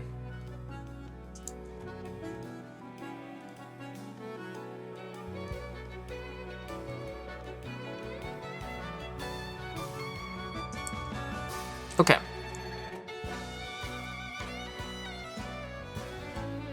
And what does it mean when wait, where is this at? Oh, didn't realize I was in there. Trying to find it in here. Ah, here it is, graph.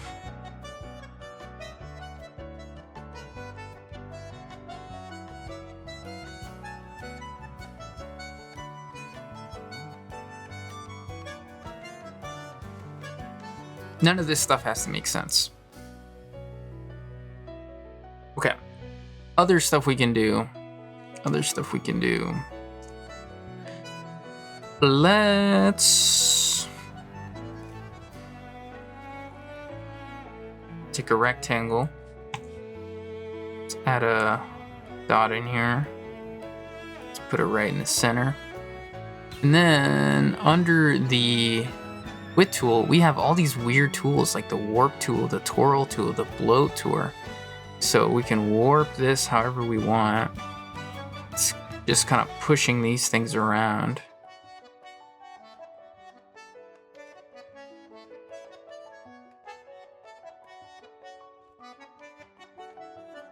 Right, very basic. Can twirl this a little bit. Wow, that's really twirly, huh? Maybe just a little bit though. Very strong tool. And scallop some of this stuff a little bit. Maybe a little less though. Oh, not the twirl. Not the twirl. Not the twirl.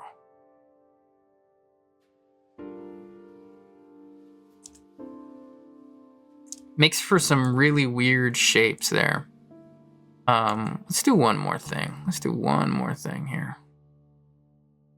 Crystallize. It's too far. I don't like that it inverts part of it a bit. Let me just do it like this.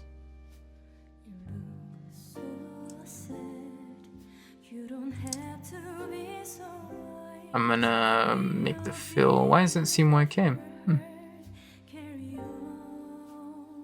Make sure it is yellow.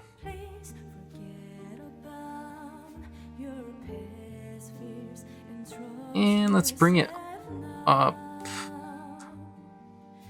to about here. I want it off the page and in the eye. And then we go all the way down to about there. And so we don't have a tangent, I'm gonna increase the size of that.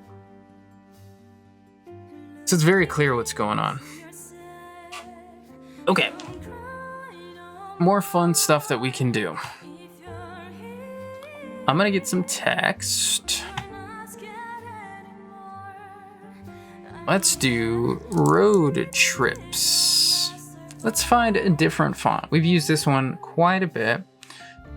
I think we can take something like, I like Garamond. I love Garamond. And let's make sure it's bold, so it's a little bit easier for us to work with. Okay, now I'm gonna make it an outline. I'm gonna make it really big. Oops, oops, oops. And I don't actually care if this is legible. So I'm gonna individually select each one. And then I'm just going to place them however it is that I feel like it. You're just gonna have to trust the process a little bit here. Let's do that. Let's hang the eye just barely in here. Maybe increase their margin of error here. There we go.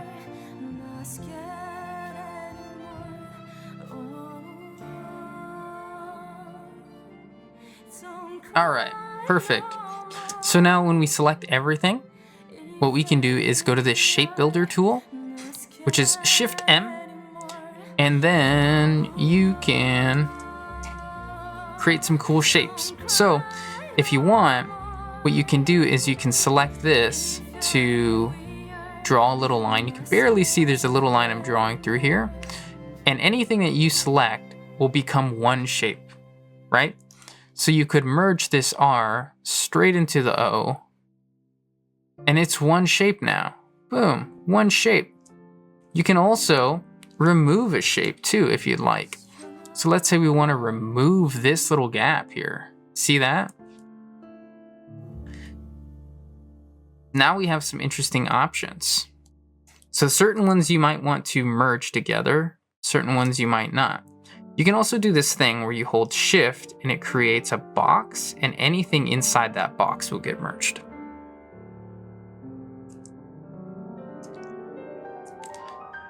So that is the shape builder.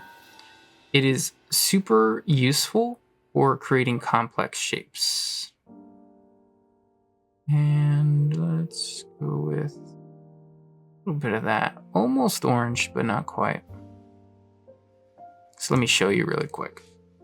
Let's just do like a half circle. Let's pretend that this feature did not work. Or maybe you're tired of trying to get it perfectly at 180, you're not sure, right? So you make a square and a circle, right? Doesn't matter the order. I'm gonna align them perfectly. And then you see this dot, that's the middle. So I'm gonna try to align this to the middle, and that will help me there. So it's perfectly in the middle now, we see that. Select them both. Go with the Shift M for the shape builder, and we get rid of these two. Boom, perfect, perfect. Or maybe you just wanna cut out a circle out of this. That's how you use the shape builder. Super useful. I love that tool. Other things that I'll do for some of these is sometimes I'll just create a corner. Bring that back a little bit to help create some sort of contrast. It's a bit green, no?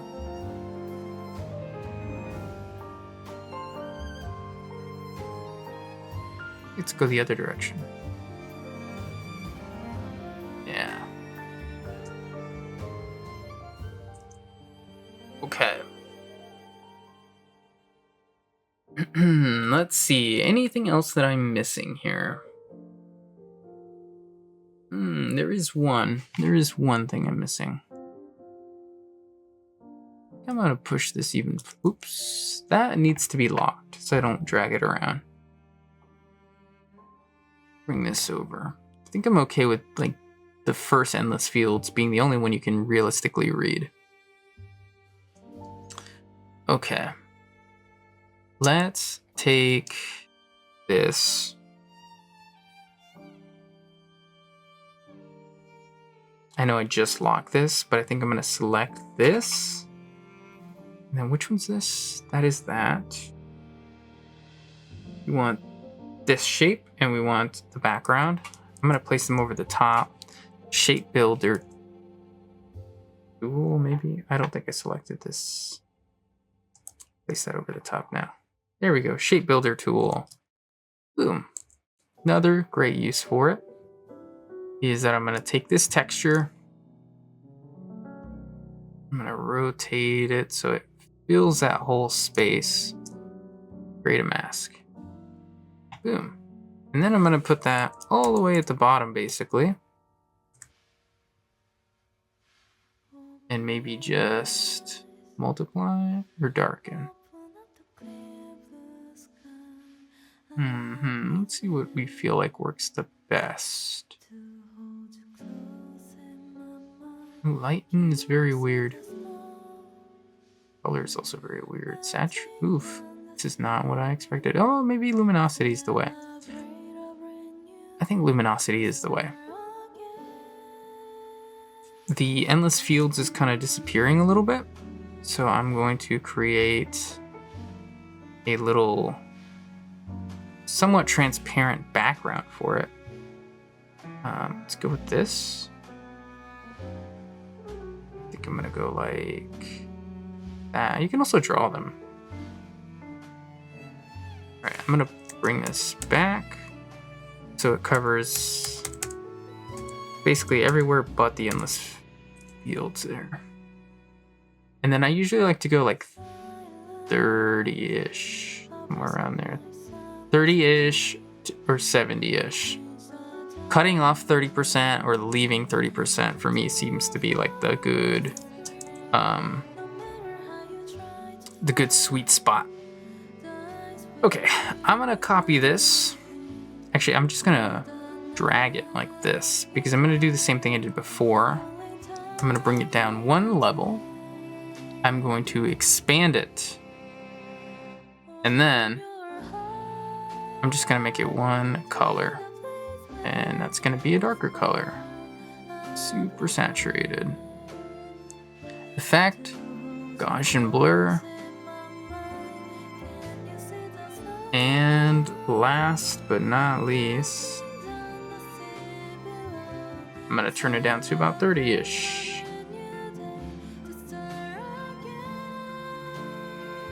Okay. There is that.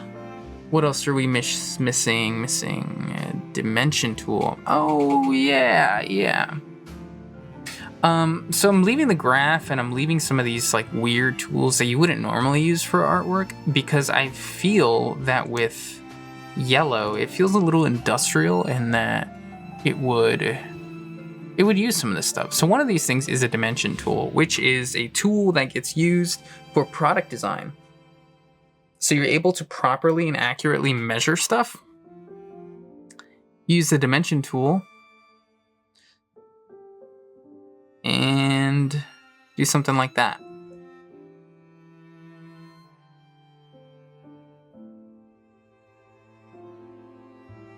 And then you get this. I'm going to make sure it's all kind of a maybe maybe it's like a really bright yellow. Let's make sure the line weight. Oh.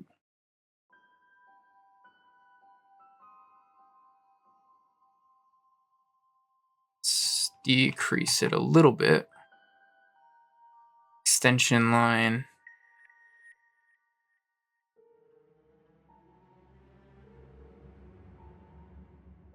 Something like that. Make that a little bit thicker. No, not that thick though. And then the text. Let's go with Neptune. Neptune is interesting. Go for that brown.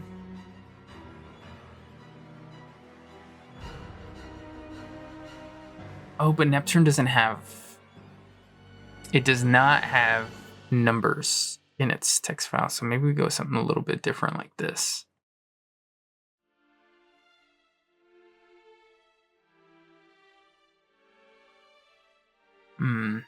There is another one. Is it like Dirt something? Dirt Storm? Yeah, we go with Dirt Storm.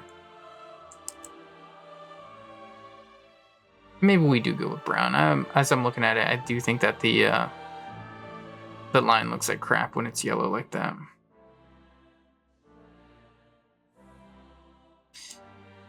Is it really 0.1 inch though?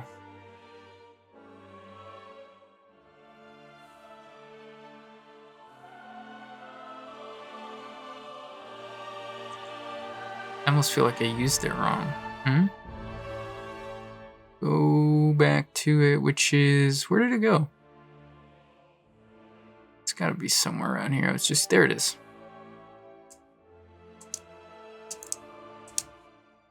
Let's try it one more time.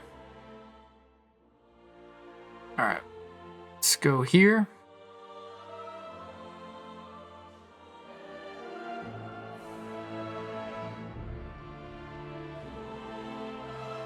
Wait. Oh, it's width first. That's my problem. That it's width. Width first. Apply to all. There we go. Get rid of that one.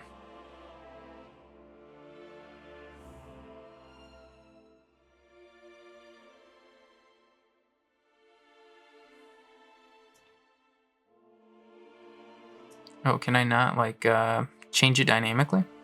Maybe not. Let's do it properly then, because I would like it to at least be correct. We go here. We go there. And there. Then we go here.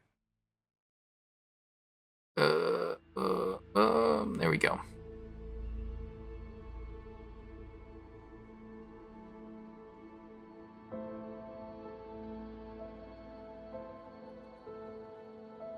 Try to bring up those tools.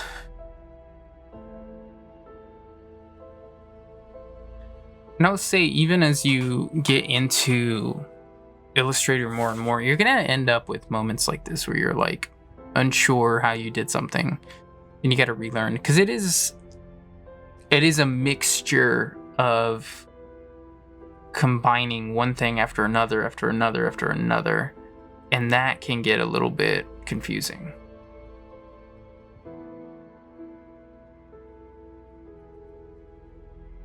Oh, I just want the old ones. How did I do that?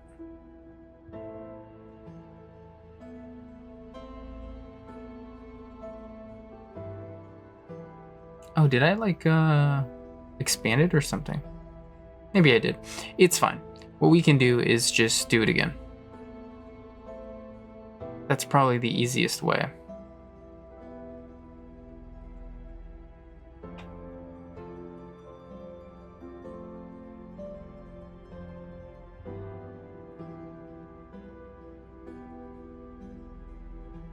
And then we had, Dirt Storm. Cool. Now I can get rid of this one.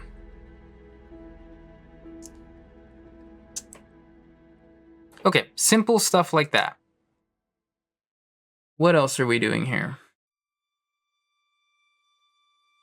Okay. So, one thing you can do whenever you create a shape. So I'm going to use the pencil tool. And I think the way I'm going to do this is drawing something so random throughout here. Okay, so I have my shape. I'm just going to give it one really quick stroke here, just so we can see it. Okay. Now, you have the ability to change the uniform of it, But you also have the ability to apply a texture over here. Let's drag this over. So there are libraries, right? And so you can pick through them. So I'm going to click Arrow Special for now, just so we can kind of browse them a little bit. Now the default ones, some of them are okay. Some of them are really basic and weird. Like, I don't know of anybody who's using this stuff here, right? But you can browse through them and see what's available, right? Some patterns. Sometimes you'll see these like chalk ones, but again, as you use them, you'll kind of see that they get stretched. So the longer that the line is, the more bizarre it might look. So they do make certain ones that are a little bit better, but sometimes you have to pay for them. So I have a True Grit set of brushes. And so if you wanted to add something like that, what you want to do is when you select it, you go up here, there is a import brushes somewhere, or is it brush libraries? Oh yeah. Other library right here. Then I have to actually go find them myself. So I'm going to do that over here, because I do have to dig through a couple of folders. Not that there's anything weird here. It's just a bunch of artwork, but I just don't want to reveal that artwork just yet. So this is mine right here. Bezier Buddy, if you are looking for the same ones. And now they show up here. So these are the brushes that I have. These are a little bit better. So I'm just going to pick one. Let's pick a textured one that's nice and interesting, like this one. Maybe not that one. Something thinner. Just looking around. I've not played with all of these either, so this one seems a little bit nicer. I'm gonna close this because I don't think I need it anymore. And I'm gonna lower the stroke. I'm going to add a uniform to it. And that is it. All right. I'm going to add more text because I want to make this actually look a little bit better than what it is looking like now. And also make it feel a little bit more yellow, because obviously the other challenge is making this with only using the color yellow and making this look good. So we're in kind of the ugly stage right now. So a faint breeze felt only on the face. And then I'm going to extend that. Again, double click for the touch type. I'm going to make this small. Oh, not that small. And rotate it over. I want it to kind of just sit here. So we're going to make some small adjustments. I don't want it to run into the S of the road trips.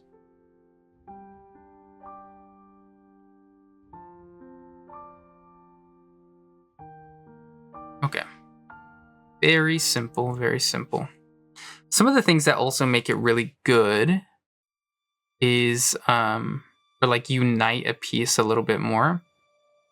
I'm going to do this in the dimensions up top. Where does this need to go down? Is to take a color or a gradient that you feel like embodies your piece a little bit. Nothing like really dramatic either. I'm gonna do it like, oh no, G please. I can do it in a custom way. And then giving this some sort of overlay or some sort of, I like soft light a lot, and then I like just bringing it down super low.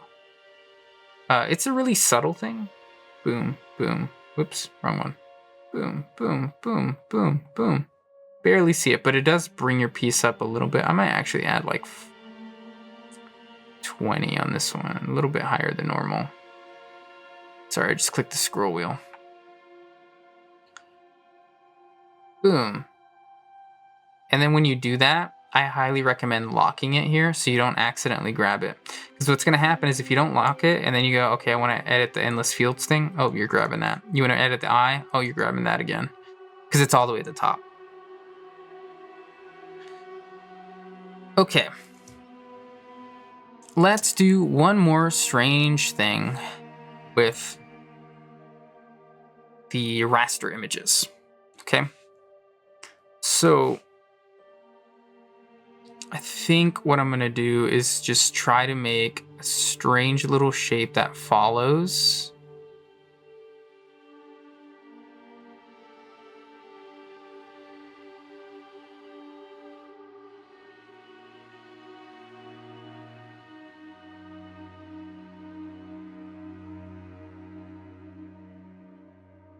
And then we go over here and then down here. And this is what we're going to do.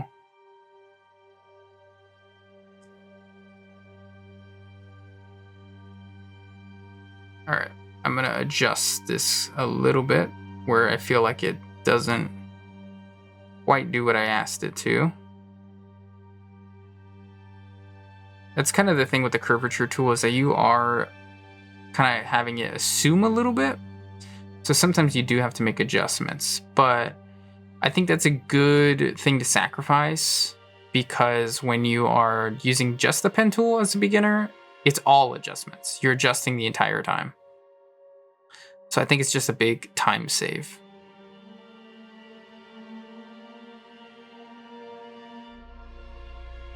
Actually bring this one over here and round this one out. I think that makes it look a little nicer. And I'm not 100% sure what I'll do with this.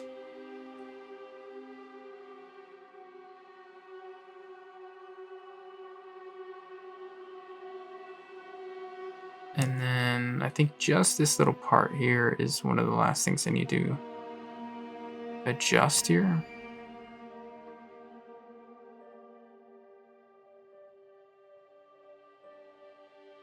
Okay. No, not that. Okay.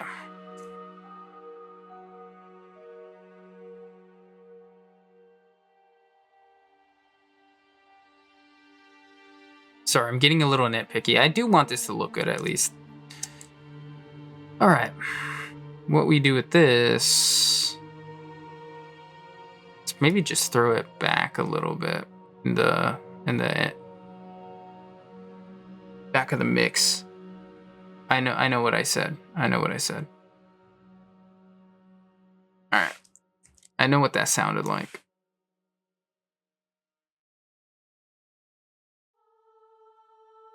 I think we add little pillars as well.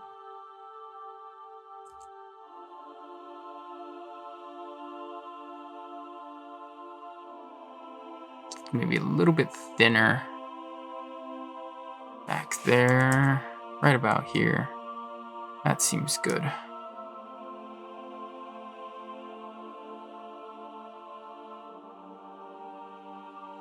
I'm gonna make this one thinner and make this one way thinner.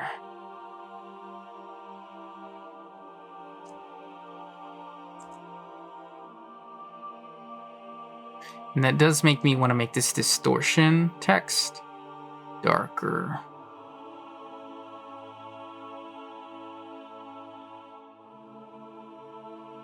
All right. And make this one lighter. Little adjustments along the way make this kind of feel a little bit more alive.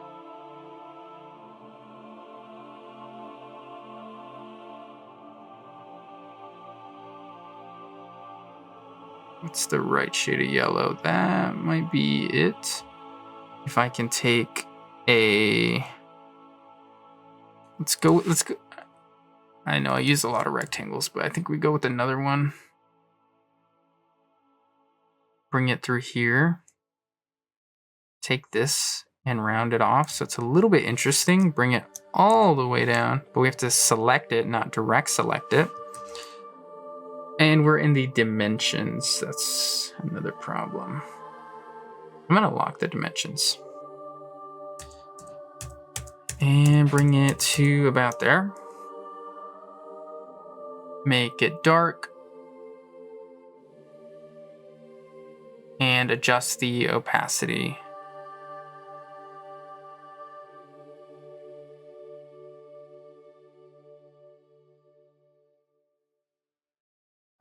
Hard light might be the move here. Just to add a little bit of something to it. And then I think, where is it though? Where is it in the layers? Right here. Because I think I'm just missing the actual path. Where's the path locked? Is it in dimensions? It might be. Yes, it is in dimensions. Let's bring it out of there. Bring it over the top. And I'm gonna rotate it just a bit. Change the size. Really hug the eye on that little corner there. Rotate it maybe a little less than I did. Okay. Cool. All right, so you can kind of see that we use all of these random tools, but when you merge them together, you get something like really crazy over time. And it just kind of takes a little bit of that like creative liberty of just being like, what if we try this? What if we try that? So let's see. We already have this really complex form. I'm thinking, what if we take some kind of letter and we try to use the intertwine with it? So what letter feels yellow, and don't say why? I think K. I think K feels kind of yellow. So let's take a K. And we create outlines. Let's make it really big if we can. Actually, first, before we create outlines, let's not use bold. Let's actually go with like regular. And now we'll create outlines. Make it really big. Let's tilt it like this, maybe. So like this thing, go to, where is it? Intertwine, boom. And let's put this one back there. Can we? Are you letting me? Let's try that one more time. Might be easier when I'm a little closer. Intertwine, there it is. Boom. Right? Let's go under there as well. That can go over, but this can go over like that. Boom. So we have this complex little shape and we can keep going with it. There's like so many opportunities to just do wild stuff with it. And I think this is starting to look a little green in comparison to some of this other stuff. So I'm gonna saturate it more and darken it a tiny bit. Okay. Let's see. Is there anything else that we can throw in here that we haven't already gone over? I think a lot of it is text. So maybe one thing we can do is take a complex form. This is also needing to go back into the layer set too. We don't want it to be on the forefront. I think we take something that is only a little bit complex because we're going to use text with this. Take this. Take that. Maybe we round this. No, we don't round this one. Maybe we round this one. All right, just so you can see it a little bit better, I'm going to lighten it a little bit because we are doing yellow. And then what I'm going to do is type inside of here. So how do we type inside of here? I believe that's area type. Is that correct? Oh, it might be touch type that you have to do in here. No? Oh, don't undo that. Don't undo that. It's a bad idea. There we go. You got to just hit that corner. All right, I'm going to lower my font size so we can see, and you can always scroll in here. And then I have some text that feels very yellow. So that will be, which one?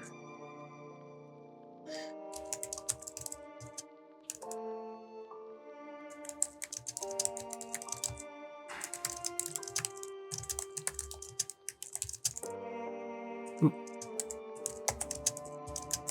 Okay, gonna need to make it a little bit smaller. keep going with the size here. Let's also hit the auto on here.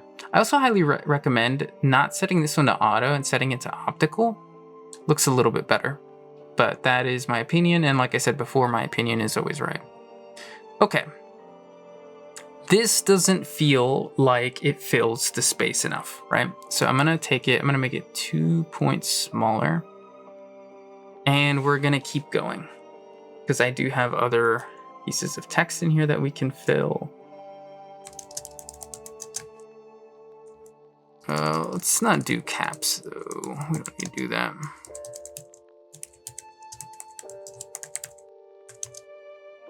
All right.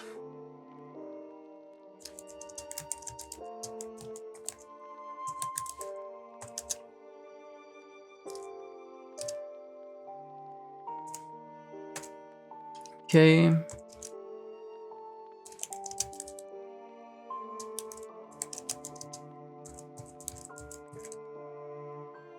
Let's do that.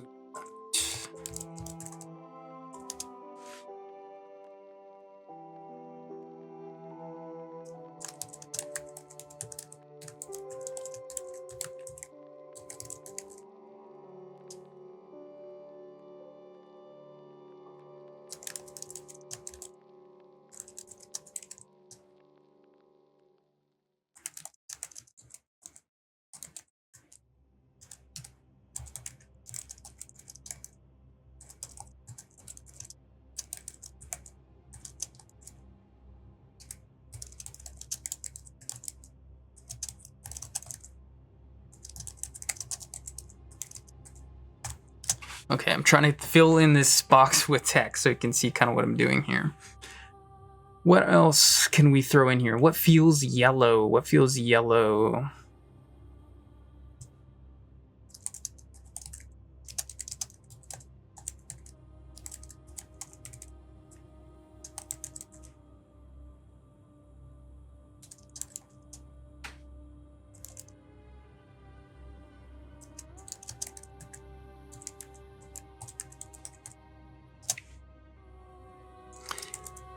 All right, maybe one more thing.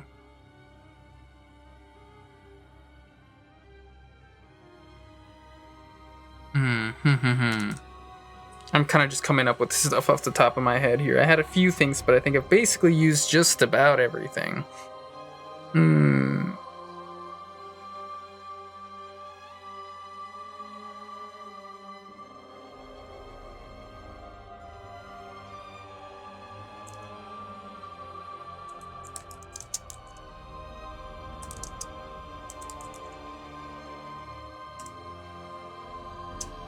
Yeah, sure. McKinley Dixon, we can throw you in there.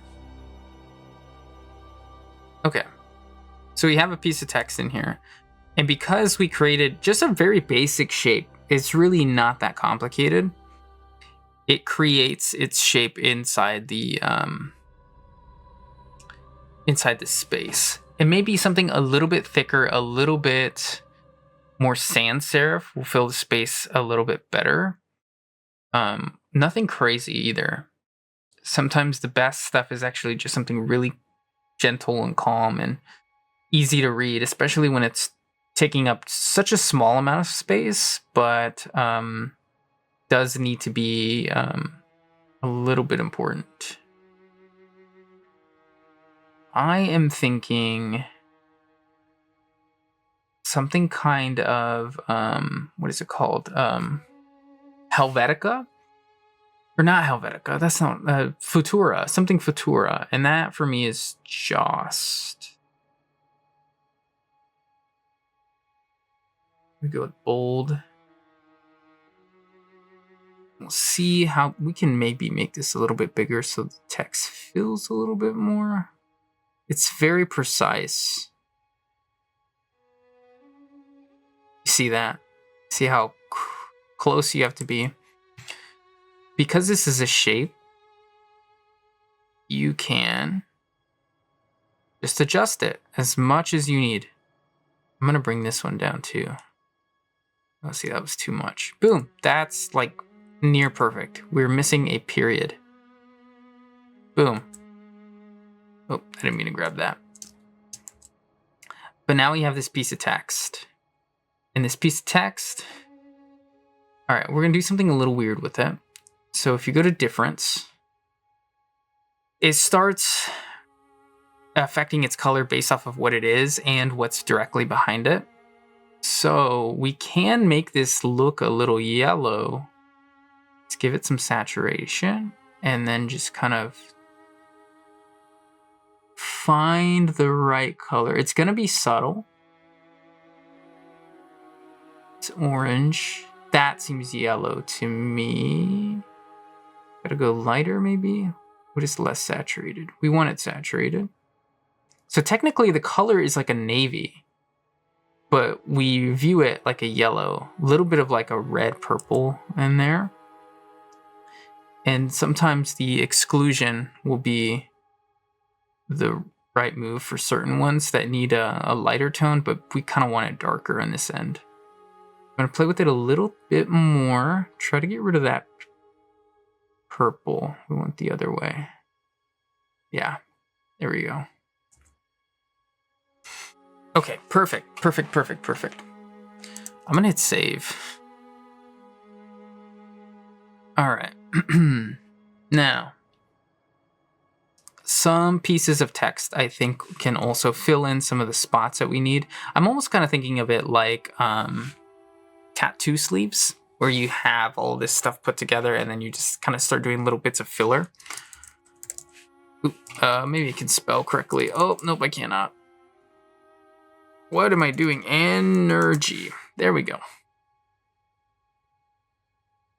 And I'm okay with this font. I'm just going to create outlines right away. Make it nice and big. Fill it in there. And then there is a tool in here because it's very difficult to skew things. You actually want one of these tools to do it for you. It's a shear tool. There it is, shear. This is the way you kind of shear stuff a little bit. It's very weird if you're used to Photoshop. But that is the way to do it. Every other way is so difficult and you're really kind of guessing. You're really kind of guessing. Let me go even...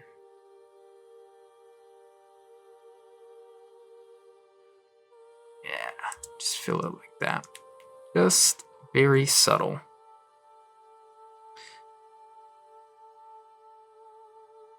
So P for pen tool, making a very basic shape.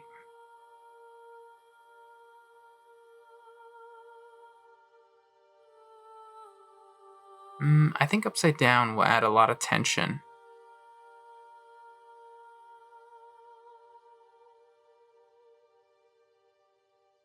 So this shape here, this arrow that keeps going, let's find a way to do that in a way that makes sense.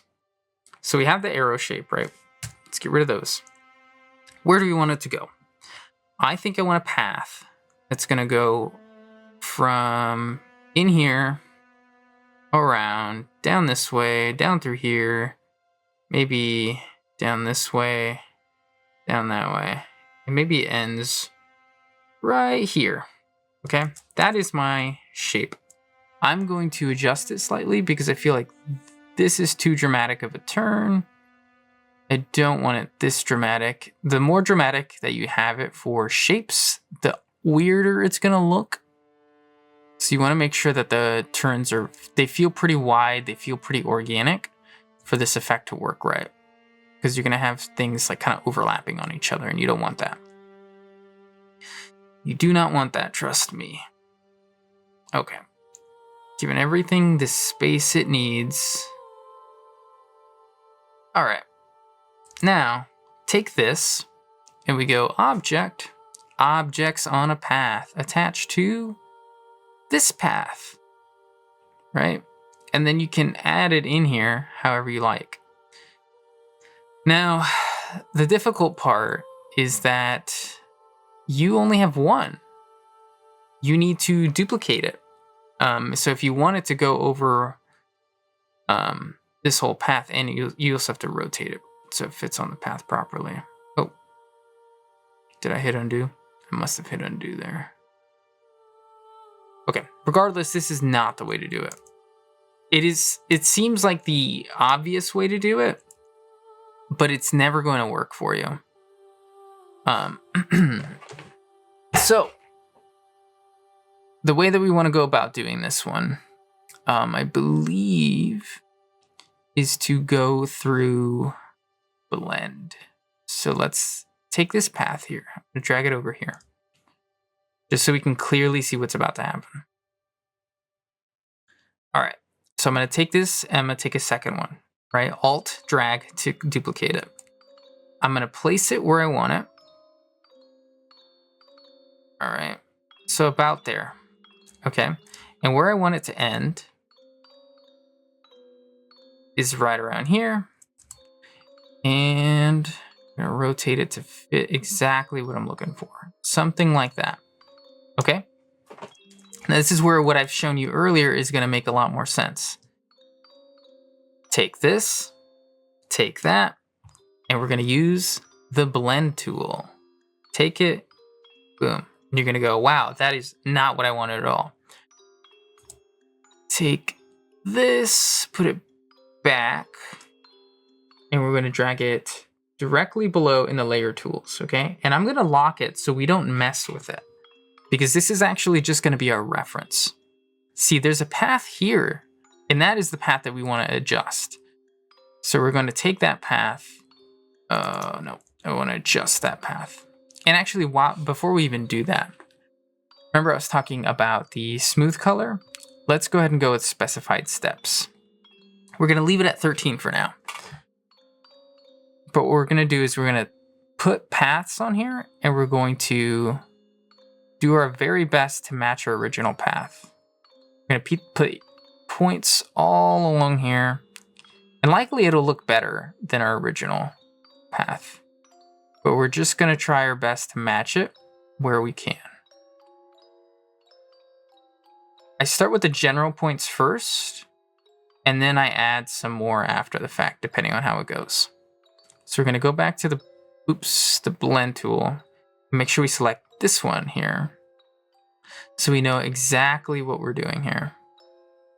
Let's go with maybe 21. No, not 121, 21. Rate distance. No, I think I like the steps instead.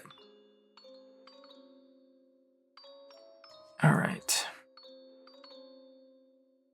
There might need to be some rotation that needs to happen here, because I think it forgot some of what we were doing here. So you might have to adjust and just be patient with it a little bit. Blend tool. See what I mean here? This is what I was talking about with the difference between align to page and align to path. We want it aligned to path.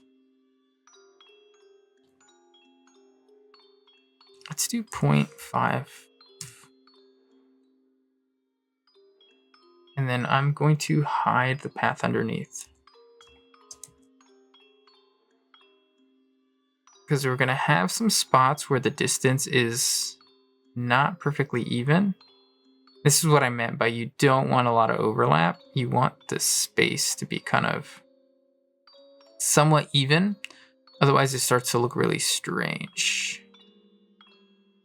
So you kind of just adjust to fit your needs. The more you stretch it out, the more that you're going to get space. So if you want more space, stretch it out more. If you want less space, shrink it down. If I want more space here, extend it a bit. I want less space right at the edge. And I think I also want to rotate this tiny bit less there. Okay. I'm also going to make sure that the path itself has no color at all, because then what we can do is go to expand. Boom. And then if you need to adjust very specific ones, It's very easy. But it's going to look a little weird sometimes when you adjust them, but you can trust that it'll work just fine. So there's only a couple of standout ones that felt really odd to me. But that's it. That's the whole process.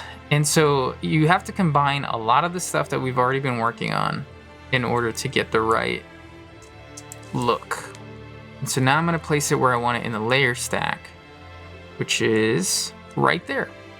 I want it going underneath this and underneath the star. Beautiful. Okay. I think as I'm looking at stuff too, one of the ones that's bothering me is I ended up still hating this dirt storm. So I'm going to change it to something else. We can just go for like the Ed's Market where it looks a little bit more handwritten. Okay. And I think also this one, I don't think I want the outlines anymore. I think I'm okay with it being filled. I just want it to be very bright. And we want that same effect that we did before.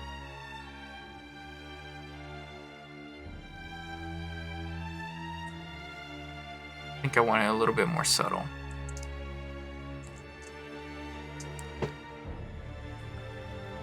And I'm gonna do one of those brush effects that I was talking about before with the stroke. Let's go here. And actually we might just want to do the pencil.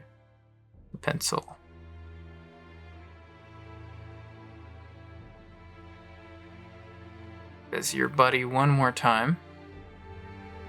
Just go with something really big. I guess not big like that sense. I think maybe we want to just expand it then.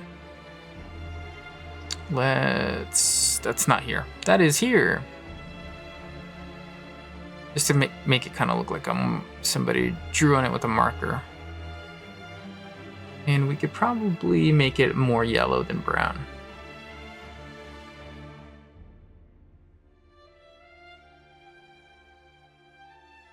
Yeah, I do actually like that it's like a really soft yellow. But I think I want it the other way. Yeah. Bring road trips up a little bit and put it over the top. Having some of those overlaps makes it feel very integrated. Okay, now let me check my checklist here to make sure that I've hit just about every single different topic on what you can do with Illustrator, because there's so much, and so I wouldn't be surprised if I missed anything. I did miss one thing, and I think it would be interesting to play with. I think what we're gonna do is we're gonna take this W and we're gonna break it. We're gonna break it with the eraser tool. Maybe that's too thick. Maybe it actually should be the knife tool.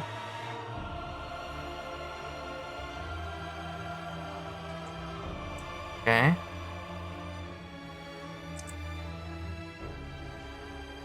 So I talked about this before, but the knife tool will basically just split anything up. We could actually maybe do it twice. So if you want to see me do it again, take the knife tool, and I'm just gonna slice right through it. And I'm gonna click off of it and direct select this little piece. Make sure you get the whole thing too. And then we can kinda, I like to make it look like it actually kind of fell. Maybe like this. Cool. I have some interesting things going on here. Now, here's a quick little tip I have. So I like to, especially when I'm making stuff that's falling off of the artboard, I like to make a separate layer all the way at the top. And I make a big, big wide rectangle, wider than the artboard. at the very bottom of the artboard. So it's not on the artboard, but it's basically touching the bottom of it. Same thing all the way at the top. And then you can just make a duplicate and turn it. But basically same thing on the sides. And we're just framing this. And then I'll select all these. You can actually merge them together with the shape builder if you like. But you have to select everything, which I did not do. There we go. Boom. Now it's one big old shape. And you can actually eyedropper the background. And then I'll lock that. And then I see exactly what you would see if you export it. This is it right here. And so what I'm feeling is that there's a lot of noise coming from over here. A lot of really cool stuff. Not as much over here. And I think part of that is contrast. It's lacking a little bit over here. So when I think about what we could play with, I think we have hit just about every tool that you would normally use. So I think at this point, like, it's just entirely up to us what we want to use. I think a good simple thing would maybe just be a shape that has a gradient within it. Make sure we're back on our layer here. So I'm going to make a basic shape. Okay. Extend it both ways. Put it basically at the bottom, just barely above the this bar here. I'm gonna make it a little wider and not quite go that far, just to tighten it up a little bit. And then I'm just gonna throw a gradient on there. It'll let me. There we go. So rotate this over this way, or maybe I can just do it this way. This is the simplest way. All right, so obviously not gray. We're gonna go with yellow. Okay, and now here's what's cool, is that we can do the same thing, right? Get that yellow in there. But then obviously this shape is creating the gradient, right? And it's stopping where the shape ends. But we can have it just be like a subtle gradient over the top. So how do we do that? So if we go into the gradient tools here, and we go to this bottom color here, the one that's at the very bottom, you actually have the option to set an individual opacity. And the color does matter. So I'm gonna set that one to 0. Did I set it to 0? Here we go. Set it to 0. Boom. So we have everything that we had below it. But now, when it gets to this point, it's going away. Let me show you what that really looks like here. Let's find that layer. We didn't have it selected. Here we go. So if I turn it off, right, that's what that looked like before. Oh, I just turned something else off. Now there's a little bit of darkness here.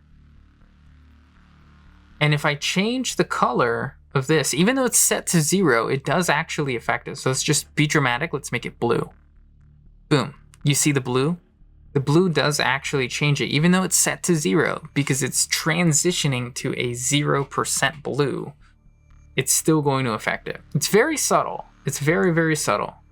But just know that the color that you select over there still matters, even if it's a 0% opacity. I'm going to darken this more, brighten it up a little bit.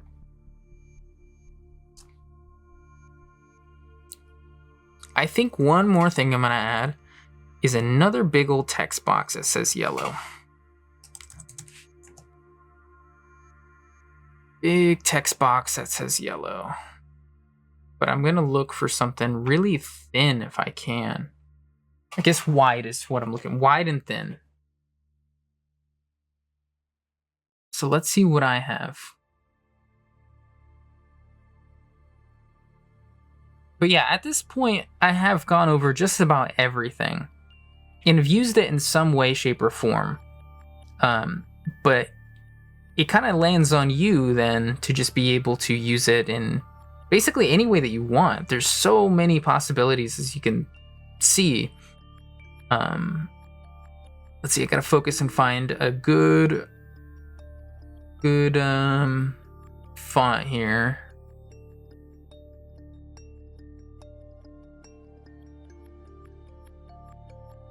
I'm really digging. See, I want the opposite of compressed. I want like a wide. Maybe I could just search wide. What if I do that? Wide. Yeah, here we go. Gamme. I think that's gonna be interesting. Let's see if there's any. Oh, rock, grotesque. I think this is it. And then we just make it a little bit thinner, just so we can get the whole text in there. Perfect. That is exactly what I want.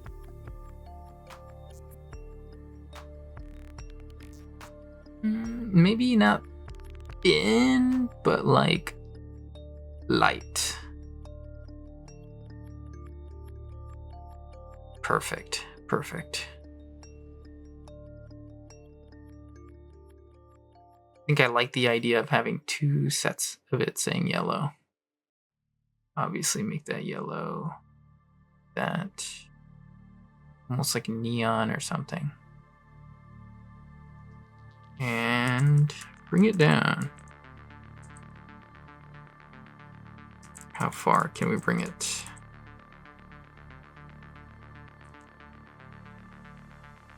I'm gonna hit this just so I can see my layers a little bit better. Drag one down. Off to the side, same effect. And darken it. And I think this one does get the blur.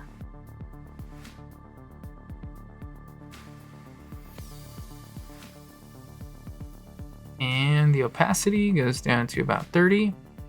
Boom.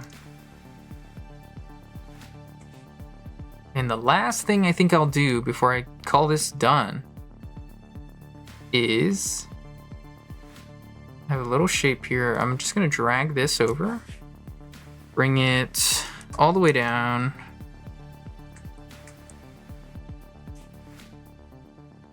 And make it like a neon. A real highlighter yellow.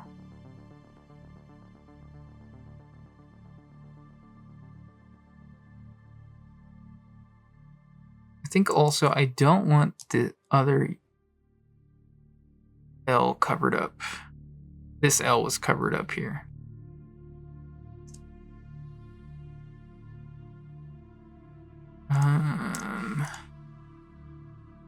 Sorry, I'm noodling at this point.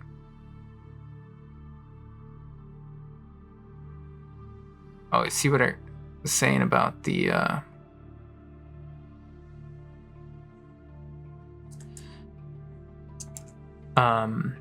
what is it called? Eyedropper tool. Some weirdness sometimes when you have stuff over the top.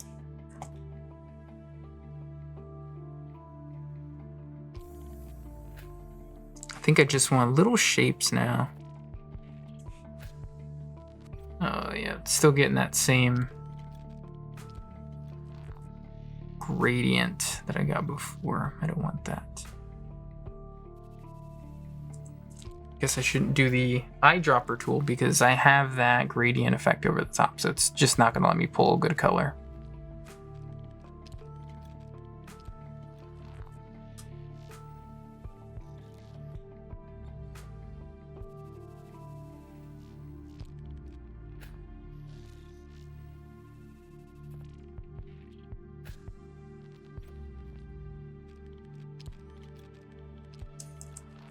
Just want some high contrast here.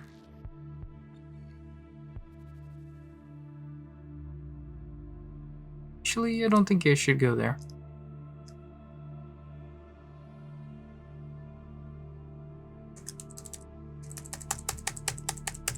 Want it behind the energy text, but above the yellow.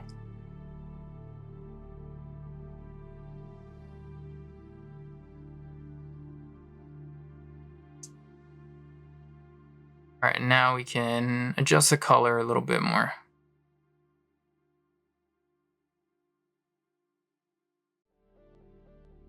this is a bit green. Go with more yellow. Boom. All right.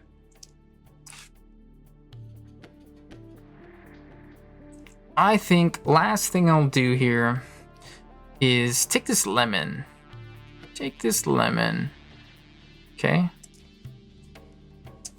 This might seem a little weird, but I think I want the lemon texture in the eye.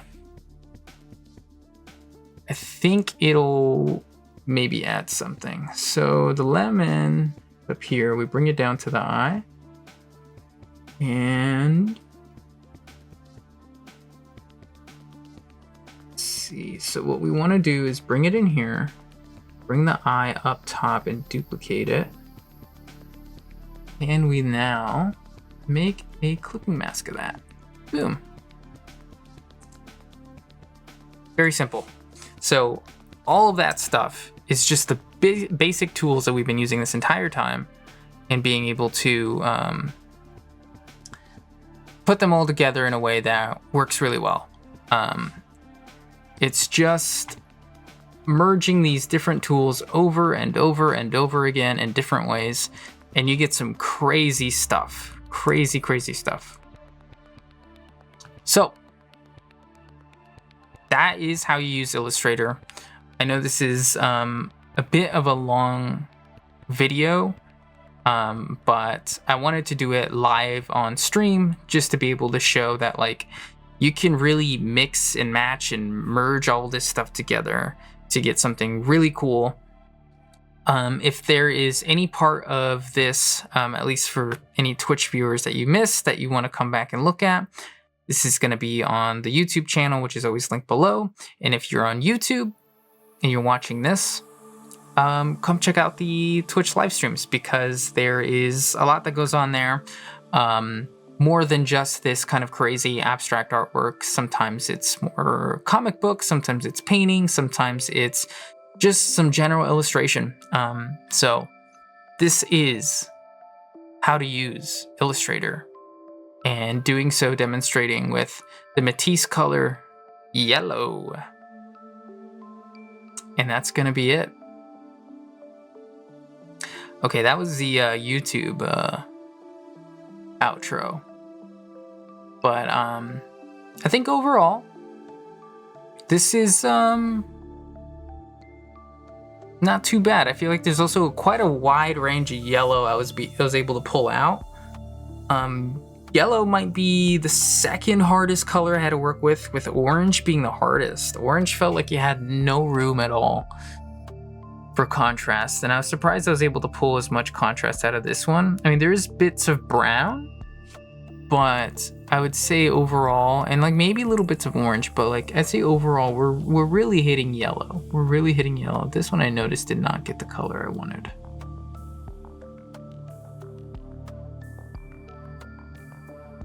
But yes, I feel pretty good about it. So thank you for anybody who popped in for a little bit. Sorry there's that little interruption earlier, but I am pretty satisfied with how it turned out. I thought yellow would be a really challenging one too, which it was. It was not easy to like come up with all these ideas on the spot, and also remember some of my solutions on the spot. There were a few times where I was like, ooh, it is what menu again? But that's kind of the idea. Is that it just kind of, you can't hold all that information in your brain totally perfectly. You do sometimes have to search a little bit for your solution. But in general, you know, creating something like this isn't that complicated. It's not that complicated. You just kind of have to come up with the solutions, and have to know which tools to merge and in what order in order to get the desired effect. And there are a couple of things like the gradient over the top of like sentence of text, where you just kind of gotta know that stuff, which is why I'm sharing that information, because it took me a while to figure out that you have to have it as a compound path. So it's just little tweaks like that.